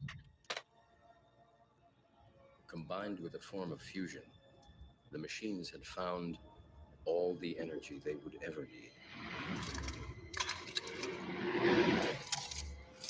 There are fields, endless fields, where human beings are no longer born. We are grown. Think about that, where we're going to this direction of using human brain tissue and brain cells for our computers, and the energy from the human body instead of batteries.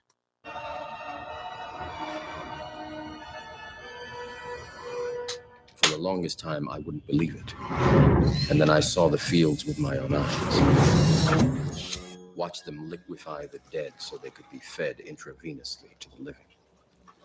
And standing there, facing the pure horrifying precision, I came to realize the obviousness of the truth. What is the Matrix? Control. The Matrix is a computer-generated dream world, built to keep us under control in order to change a human being into this. No. I don't believe it. It's not possible. I didn't say it would be easy, Neo. I just said it would be the truth. Stop! Right. Didn't say it'd be easy. Just that it would be the truth. Right? Cognitive warfare causes an insidious challenge. It disrupts its ordinary understandings and reactions to events in a gradual and subtle way, with significant harmful effects over time. Cognitive warfare has universal reach, from the individual to states of multinational organizations.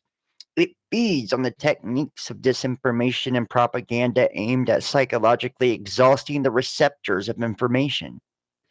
Everyone contributes to it to varying degree, consciously or subconsciously, and it provides invaluable knowledge on society, especially open societies such as those in the West.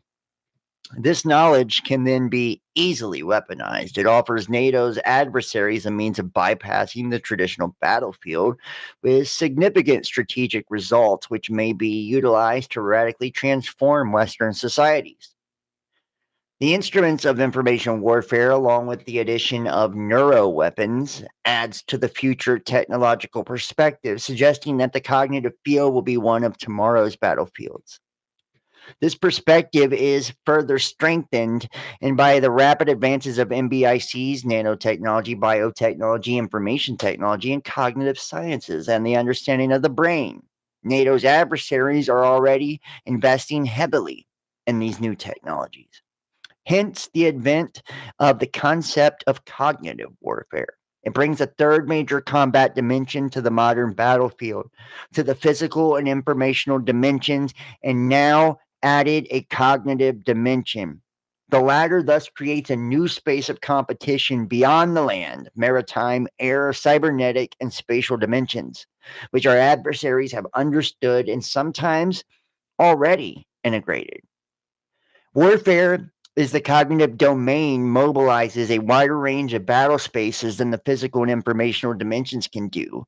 Its field of action is global and aimed to seize control of human beings, civilian as well as military, organizations, nations, but also of ideas, psychology, especially behavioral, thoughts, as well as the environment. There is no commonly accepted definition of cognitive warfare. The notion of cognitive warfare is still not really well understood and is very often confused with information or cyber warfare. Although it's an integral part of the military art, it is, in this sense, a new disciplinary field that requires to be better identified. It comes from cyber techniques or information warfare, from the human aspect of soft power or influence with the ambitions of manipulation of what we usually call psyops or psychological operations. It is most often a question of biased presentation of reality, most often digitally altered to facilitate or enhance one's own goals. The pervasiveness of information technology and the lack of attribution or infinite opportunities paving the way to new methods and new objectives. According to Professor Bernard Claverie, there are emerging theories of CW, cognitive warfare, that address both notions such as resilience or weakness in neuroscience, the use of cognitive biases, and the spontaneous propensity for cognitive error, manipulation of perceptions, attentional saturation, and tunneling. An induction of cognitive stress, the consequences are predictable on the ability and overcoming of mental operations, on social relations and motivations, and on institutional disorganization. Cognitive warfare represents the convergence of all of the elements of information warfare, expanded by operational notions of psychology, neuroscience, and based on systemic and complexity theories at the service of warfare. It is at the interface of two operational fields that have been managed separately until now. On the one hand, psychological operations and influence operations, soft power, and on the other hand, cyber operations, cyber defense technologies that aim to compromise the integrity of physical means of information or to destroy them. The main principle is not only to follow a strategy and win without fighting, a principle dear to Sun Tzu, which is The Art of War. I do have that book here if you guys would like to look at it. It is also a war against what an opposing target thinks, likes, or believes by modifying its representation of reality. It is therefore a war against its ways of thinking, its mental logics, its spontaneous representations, and its conceptual processes. The goal is to alter the representation of the world. But this has the consequence of undermining the whole of society in a very likely durable way. Exploitation of the error of rationality. You have motivated influence and cognitive disability. The psyops domain is action on beliefs, distorted perceptions, cultural illusion, anxieties and fears, personality weaknesses or strengths, or repression.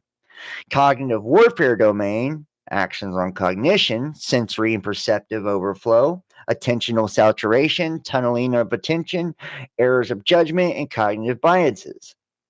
The differences between cognitive warfare and psyops, in which psychological operations, proper and other non-kinetic actions such as influence actions and civil military cooperation, are simplified as defined by Professor Bernard Claverie.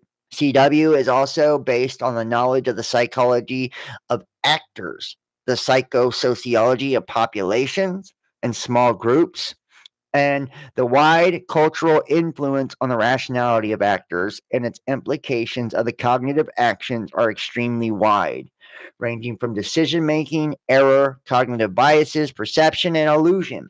Cybernetics in the absence or rupture of control, influence and soft power, psychology and cyber psychology, human machine teaming, robotics, drones, autonomy, etc. Think about what we were talking about earlier with the document, about the Reddit article, talking about social engineering through, social platforms, cyber psychology. As a matter of fact, I don't know if I have the home link for all of this, but the brain is a weapon. Nanotechnology, biotechnology, information technology, and cognitive science is a scientific project that commits to the convergence of 4 domains that have been dissociated until now: nanotechnology or nanorobotical technology, nanosensors, nanostructures, energy; biotechnology, biogenomic technology, CRISPR, Cas technology, neuropharmacology, which I've talked about this, the drugs like MOIA. Let me see if I can find. This is fucking crazy too. Let me see if I can find it here.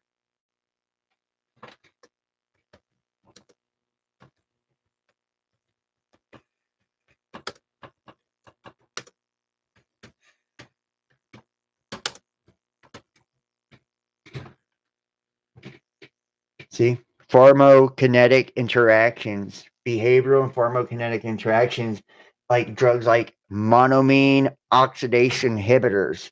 They're antidepressants that if you take them, you take certain foods or drugs, they make you fucking hallucinate and fuck with the your what are they called? Your receptors within your brain. Right? And the federal agents use this on illegal immigrants as well as domestic terrorists. They can use all kinds of shit on you, man. I'm telling you, it's fucking wild. People have no fucking clue how deep the rabbit hole goes on this shit, and they put a lot of this shit in, street drugs and all kinds of shit. Silicon Valley prospect of human AI hybrids. The pseudo-religion dressed up as technoscience promises human transcendence at the cost of extinction. The singularity is nearer when we merge with AI. Oh, fuck, I'm not paying for this. Sorry, guys. Sorry, not doing it. The false religion of transhumanism.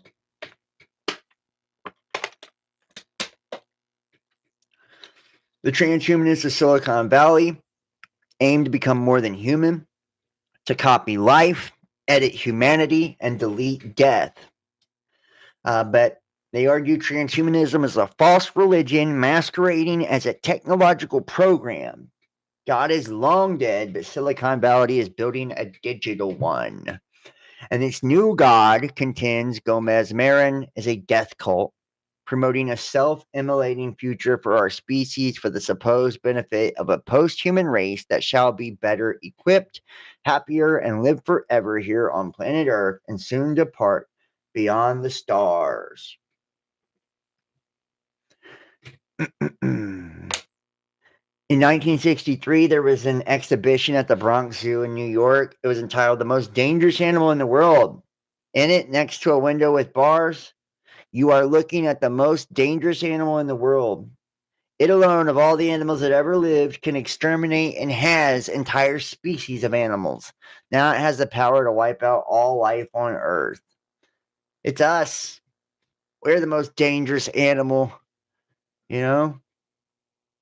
And notice, too, the convergent technologies are defined by the U.S. Department of Defense, DOD, DARPA, right? The same players are in every one of these things, always. I don't care, The trans cult who believes AI will either save us or kill us all. What the Zezians, yeah, well, we've seen shit on the Zezians as well. That's just fucking propaganda, distraction. Brave new transhumanism world. Ethical questions to consider amid AI advances.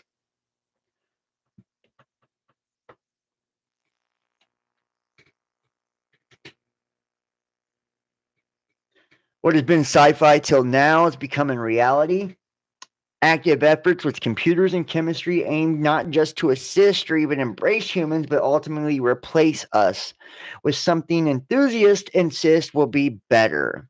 The movement called transhumanism, according to Johns Hopkins University political philosopher Francis Fukuyama, is the world's most dangerous idea.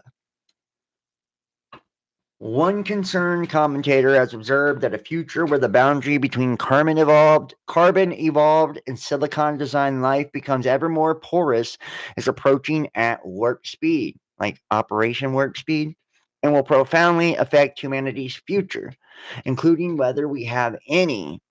This warning wasn't issued at Comic-Con movie launch, the international convening of tinfoil hat conspiracists, or in a dark corner of Reddit. It was made by a featured speaker at a symposium on artificial intelligence hosted by the Vatican's then Pontifical Council for Culture. These words understandably unsettled the audience, and reading them opened my eyes to a threat about which I'd been completely unaware. With alarm, I proceeded to learn about the dystopian visions of tech titans like co-founder Larry Page, who disparages as speciesist those who fear humanity's displacement by robots and OpenAI. CEO Sam Altman, who foresees an inevitable merge of humans and machines. Already he blogs, our phones control us and tell us what to do. Social media feeds us to determine how we feel. Search engines decide what we think. Altman's sometimes business partner Elon Musk's company Neuralink successfully, according to Musk, put an implant directly into a human brain to redefine the boundaries of human capability. And Musk tellingly named his youngest and initially secret child Technomechanicus. How about that? What a fucking name, Technomechanicus. The merge. A popular topic in Silicon Valley is talking about what year humans and machines will merge.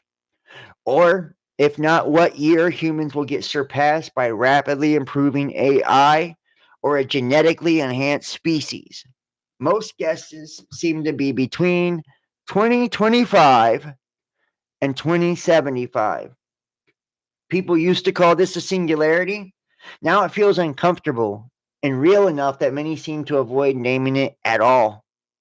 Perhaps another reason people stop using the word singularity is that it implies a single moment in time. And now it looks like the merge is going to be a gradual process. And gradual processes are hard to notice. I believe the merge has already started, and we are a few years in. Our phones control us and tell us what to do, when, and social media feeds determine how we feel. Search engines decide what we think. And the algorithms that make all of this happen are no longer understood by any one person. They optimize for what their creators tell them to optimize for, but in ways that no human could figure out. They are what today seems like sophisticated AI and tomorrow will seem like child's play. And they're extremely effective. At least speaking for myself, I have a very hard time resisting what the algorithms want me to do. Until I made a real effort to combat it, I found myself getting extremely addicted to the internet. We are already in the phase of coevolution. The AIs affect, and infect us. And then we improve the AI. We build more computing power and run the AI on it, and it figures out how to build even better chips. This probably cannot be stopped. As we have learned, scientific advancement eventually happens if the laws of physics do not prevent it. More important than that, unless we destroy ourselves first, superhuman AI is going to happen, genetic enhancement is going to happen, and brain-machine interfaces are going to happen. It is a failure of human imagination and human arrogance to assume that we will never build things smarter than ourselves. Our self-worth is so based on our intelligence that we believe it must be singular and not slightly higher than all the other animals on a continuum. Perhaps the AI will feel the same way and note that differences between us and the bonobos are barely worth discussing. The merge can take a lot of forms. We could plug electrodes into our brains, or we could all just become really close friends with a chatbot. But I think merge is probably our best case scenario. If two different species both want the same thing and only one can have it, in this case, to be the dominant species on the planet and beyond, they are going to have conflict. We should all want one team where all members care about the well-being of everyone else. Although the merge has already begun, it's going to get a lot weirder. We will be the first species ever to design our own descendants. My guess is that we can either be the biological bootloader for digital intelligence and then fade into an evolutionary tree branch, or we can figure out what a successful merge looks like. It's probably going to happen sooner than most people think. Hardware is improving at an exponential rate. The most surprising thing I've learned working on OpenAI is just how correlated increasing computing power and AI breakthroughs are. And the number of smart people working on AI is increasingly exponential as well. Double exponential functions get away from you fast. It would be good for the entire world to start taking this a lot more serious now. Worldwide coordination doesn't happen quickly, and we need it for this. I believe attention hacking is going to be the sugar epidemic of this generation. I can feel the changes in my own life. I can still wistfully remember when I had an attention span. My friends' younger children don't even know that's something they should even miss. I am angry and unhappy more often, but I channel it into productive change less often. Instead, changing the dual dopamine hits of likes and outrage. That is a fucking interesting little blog there. And, this is the futurist telling you exactly how they, feel. And there's the Neuralink right there. Right?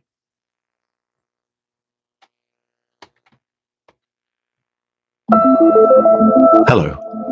We're thrilled to introduce Neuralink's PRIME study, the first clinical trial of a groundbreaking experimental device that could help transform the lives of people with paralysis.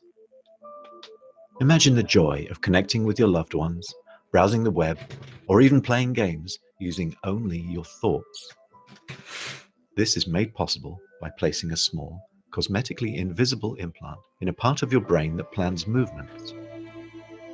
The device is designed to interpret your neural activity so you can operate a computer or a smartphone by simply thinking about moving. No wires or physical movement are required. By participating in the PRIME study, you'd be helping to redefine the boundaries of human capability. If you've been living with quadriplegia from a spinal cord injury or with ALS, you may qualify for the PRIME study. We'd love to share more with you and get you on board. Visit our website today to learn more and to submit your application. We'll be supporting you with a dedicated team at every step on this revolutionary journey. Your courage and contribution could significantly shape the future of interaction and independence. And I've seen people say, what they would, that they would take this Neuralink because it opens up the bandwidth of your brain, and they would make money off of it. They would make money off of it.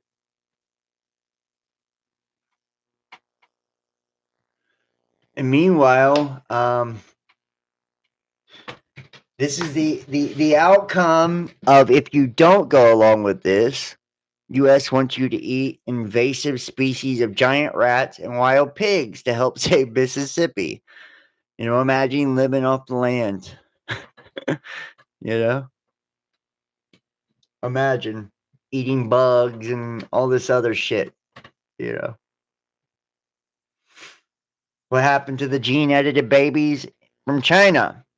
6 years ago, there was news about Chinese scientists editing genes of 2 human embryos in the lab to be resistant to HIV. The test resulted in the birth of twins. There could have been a third baby, but was not confirmed. What happened to them as of 2025? Are they still alive and healthy in school or a government lab? They're living a normal, peaceful, undisturbed life, and we should respect them. I oppose to any unnecessary health monitoring program. We respect patient privacy. We put the happiness of the family first and the science discovery second. And the scientist who got arrested for gene editing, now he wants to raise money for them. Charity foundation. Yeah, it's crazy, man. Right? Pyramids on both Earth and Mars. You know, and a lot of these pyramids and these structures actually represent or reflect, masks and quantum computers and all kinds of shit as well. So,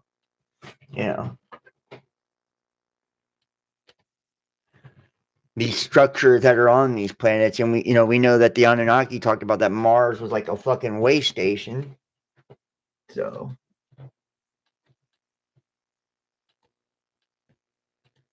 Said that Mars was a way station.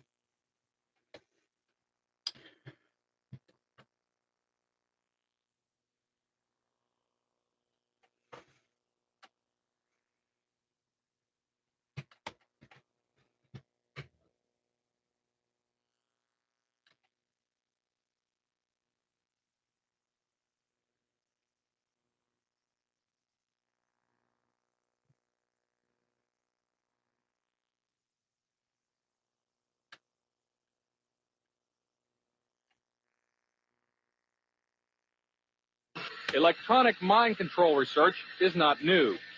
A scientific milestone in this area came in the 1960s when Dr. Jose Delgado demonstrated remote control over a charging bull. By connecting a radio antenna to electrodes inserted into the bull's brain, Delgado proved that the animal's aggressive impulses could be thwarted by electronically manipulating the bull's muscle reflexes. Do you realize the fantastic possibilities if from the outside we could modify the inside? Could we give messages to the inside? But the beauty is that now we are not using electrodes. In recent years, Delgado has shown that the behavior of monkeys can be altered using low-power, pulsating magnetic fields. But in these experiments, there were no antenna implants. Any function in the brain, emotions, intellect, personality, could be perhaps modified by this non-invasive technology. Delgado's research has so far been limited to animals. But in the Soviet Union, a RF device has been used for over... Yeah.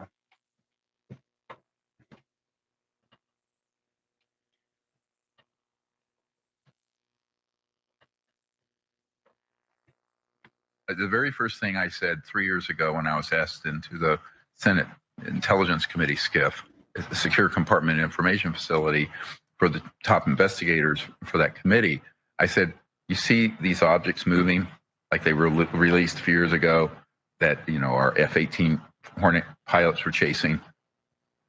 That's ours. But look, there's no heat signature. There's no rocket.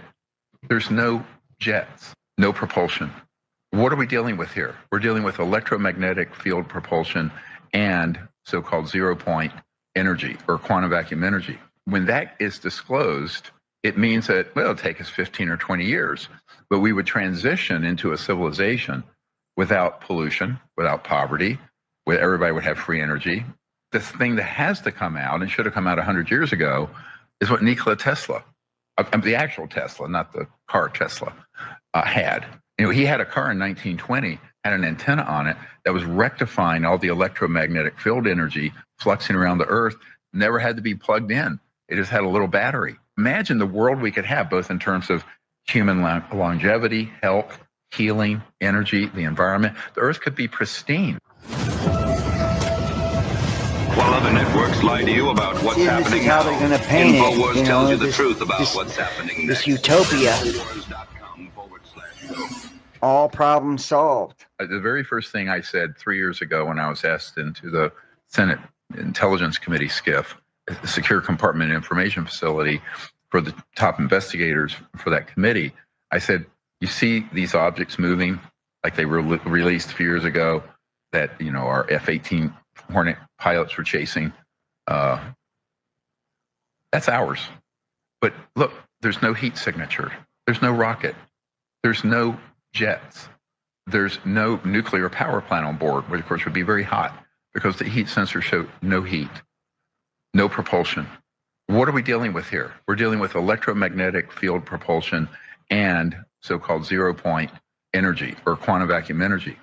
Now, when that is disclosed, it means that, well, it'll take us 15 or 20 years, but we would transition into a civilization without pollution, without poverty, where everybody would have free energy.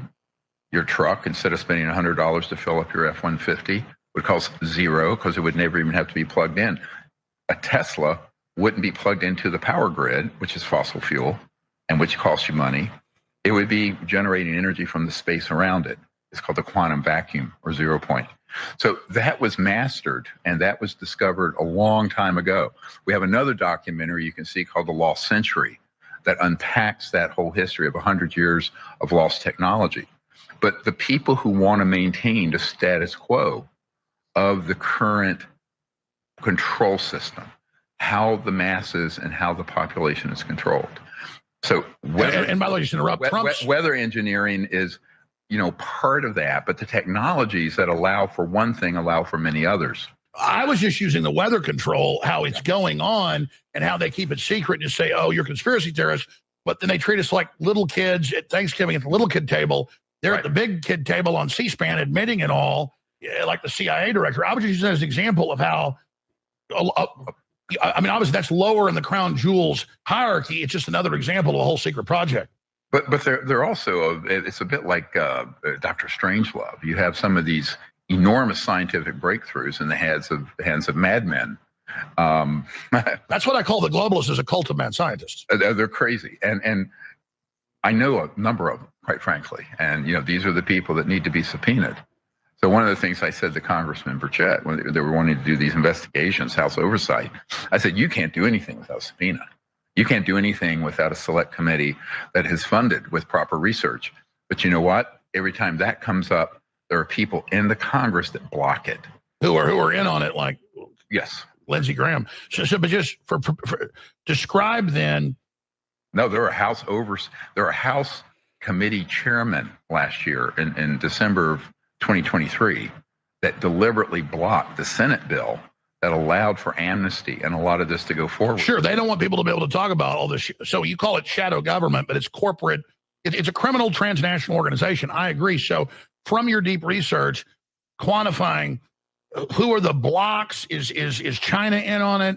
Because we see it as Europe, the United States, kind of together in the past. You got China broken away. So let's go to lesson number 2.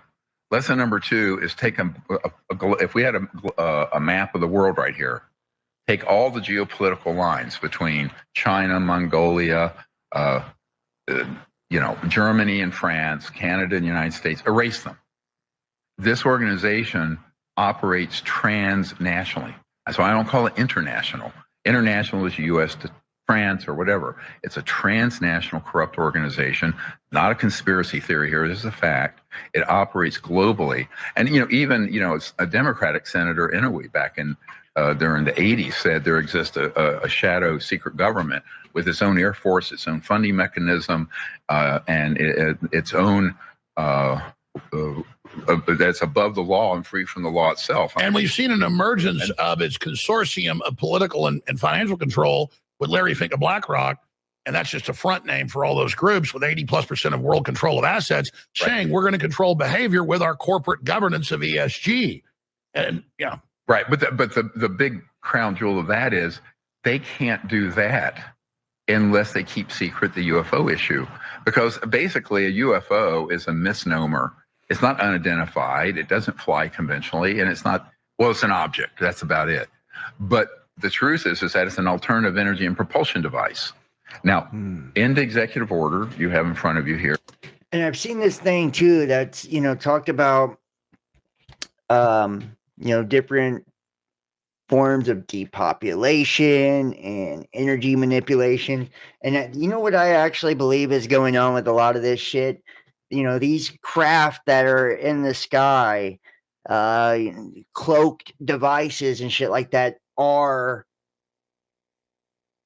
kind of like the Sky Dome Atlantis shit. They're giant craft that give off electromagnetic frequency that are used to target people and shit like that, and that's why it's cloaked. I don't know about extraterrestrial or as far as that's concerned. I told you I believe extraterrestrial is more of an interdimensional type of thing, to where we are allowing this vessel to be inhabited by something else, by participating in certain rituals and things like that. For the president, you will see that we recommend that there be a review process of those technologies once they get access to them.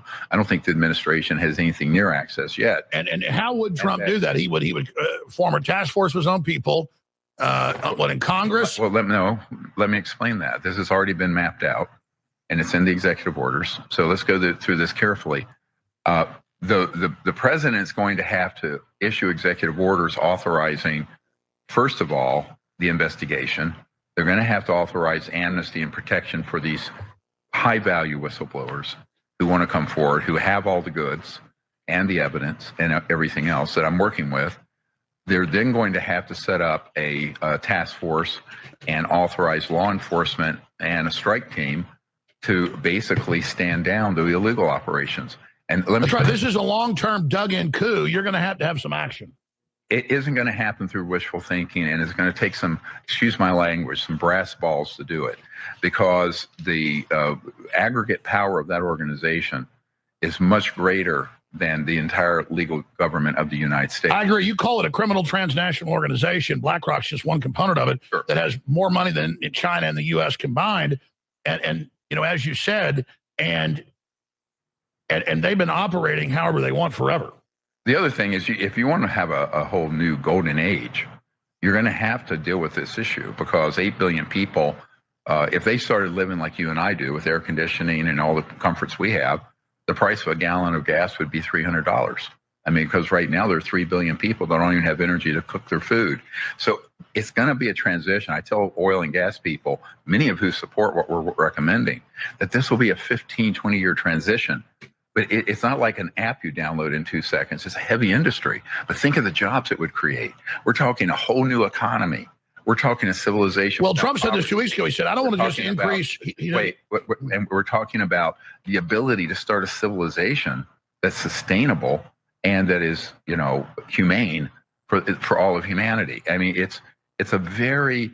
I was on Chad Rubin's show, and he's a very devout Christian, and we were talking about it from a humane Christian point of view. Peace on earth. Of peace on earth, but also how are you going to have peace on earth if the system we have is sort of an enforced slavery system where half the world's population, artificial scarcity, is artificially in terrible poverty that breeds radicalism, terrorism, endless war. Well, let me say that Klaus Schwab wants to cut the energy off, and King Charles does, to make an angrier world, to depopulate. Trump said 2 weeks ago, he said, I don't want to just cut U.S. energy costs for us.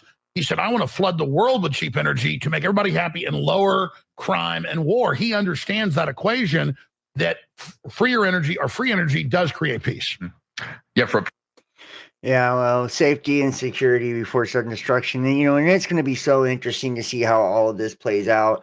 They are running PSYOP after PSYOP. I believe Stephen Greer's PSYOP. I believe Alex Jones is a PSYOP. All of it. These guys are all shills. They're part of these psychological operations and embedded, they're provocateurs and agents. No doubt about it. Controlled opposition. And they're all trying to push us in a particular direction and see, whether it's no matter how it's being painted through the medical field and all these different ways to progress and help humanity through medical advancements, or to make our tasks and our workforce easier, or through technologies to make our lives easier and more peaceful, to create political peace and different in industry and jobs and money and generate revenue, right? You can see it's like they've got every angle covered. And this is a totalitarian system, and it's the entity behind this. The people programming this is ultimately what decides what it's all like. It's machine learning, yes. And that means it would reflect back to us, what we put into it. But I think it goes deeper than that. I believe that this is conscious. It's a medium or a channel or a vessel for something else, other dimensional. And the same things that have been inhabiting man for all this time. When we are demonically possessed or attached, it kills us. Our bodies can't take it. Right? That parasitic entity feeds off of us until we're gone, till we're gone, we're drained, or we unalive ourselves. It's like it's finally found like the medium to enter into the paradigm, the reality, and create this false simulation within the simulation and enslave humanity and down to our thoughts, because that's how reality is controlled, is through our thoughts, So I'm going to wrap this one up. I'm starting to get tired here. I've been going for a while. I do want to say thank you to each and every one of you guys for joining me tonight. If you enjoy the content, please consider donating and supporting to the channel. We are completely viewer powered. You can do that by going to paypal.me, the Best Damn Podcast, Cash App, Best Damn Podcast, patreon.com, Best Damn Podcast Official, or facebook.com, John Keane, Best Damn Podcast. And, like I said, they demonetize us on everything. So if you want to donate and help me, that I'd greatly appreciate it. So make sure to hit the like, give a thumbs up, comment on the videos if you see this, share the links to your social medias and whatever platforms you're on, subscribe, click the notifications and all that good stuff. Check out part 1. I've been adding all different types, and if you do donate and all that good stuff, I'll give you the links to the private playlist and the uncensored content. I've got all kinds of hundreds and hundreds of hours of videos that have been taken down, removed, and strikes and all that shit. So I love you guys so much. Thank you for watching, and I will see you next time. Y'all have an awesome week. Peace.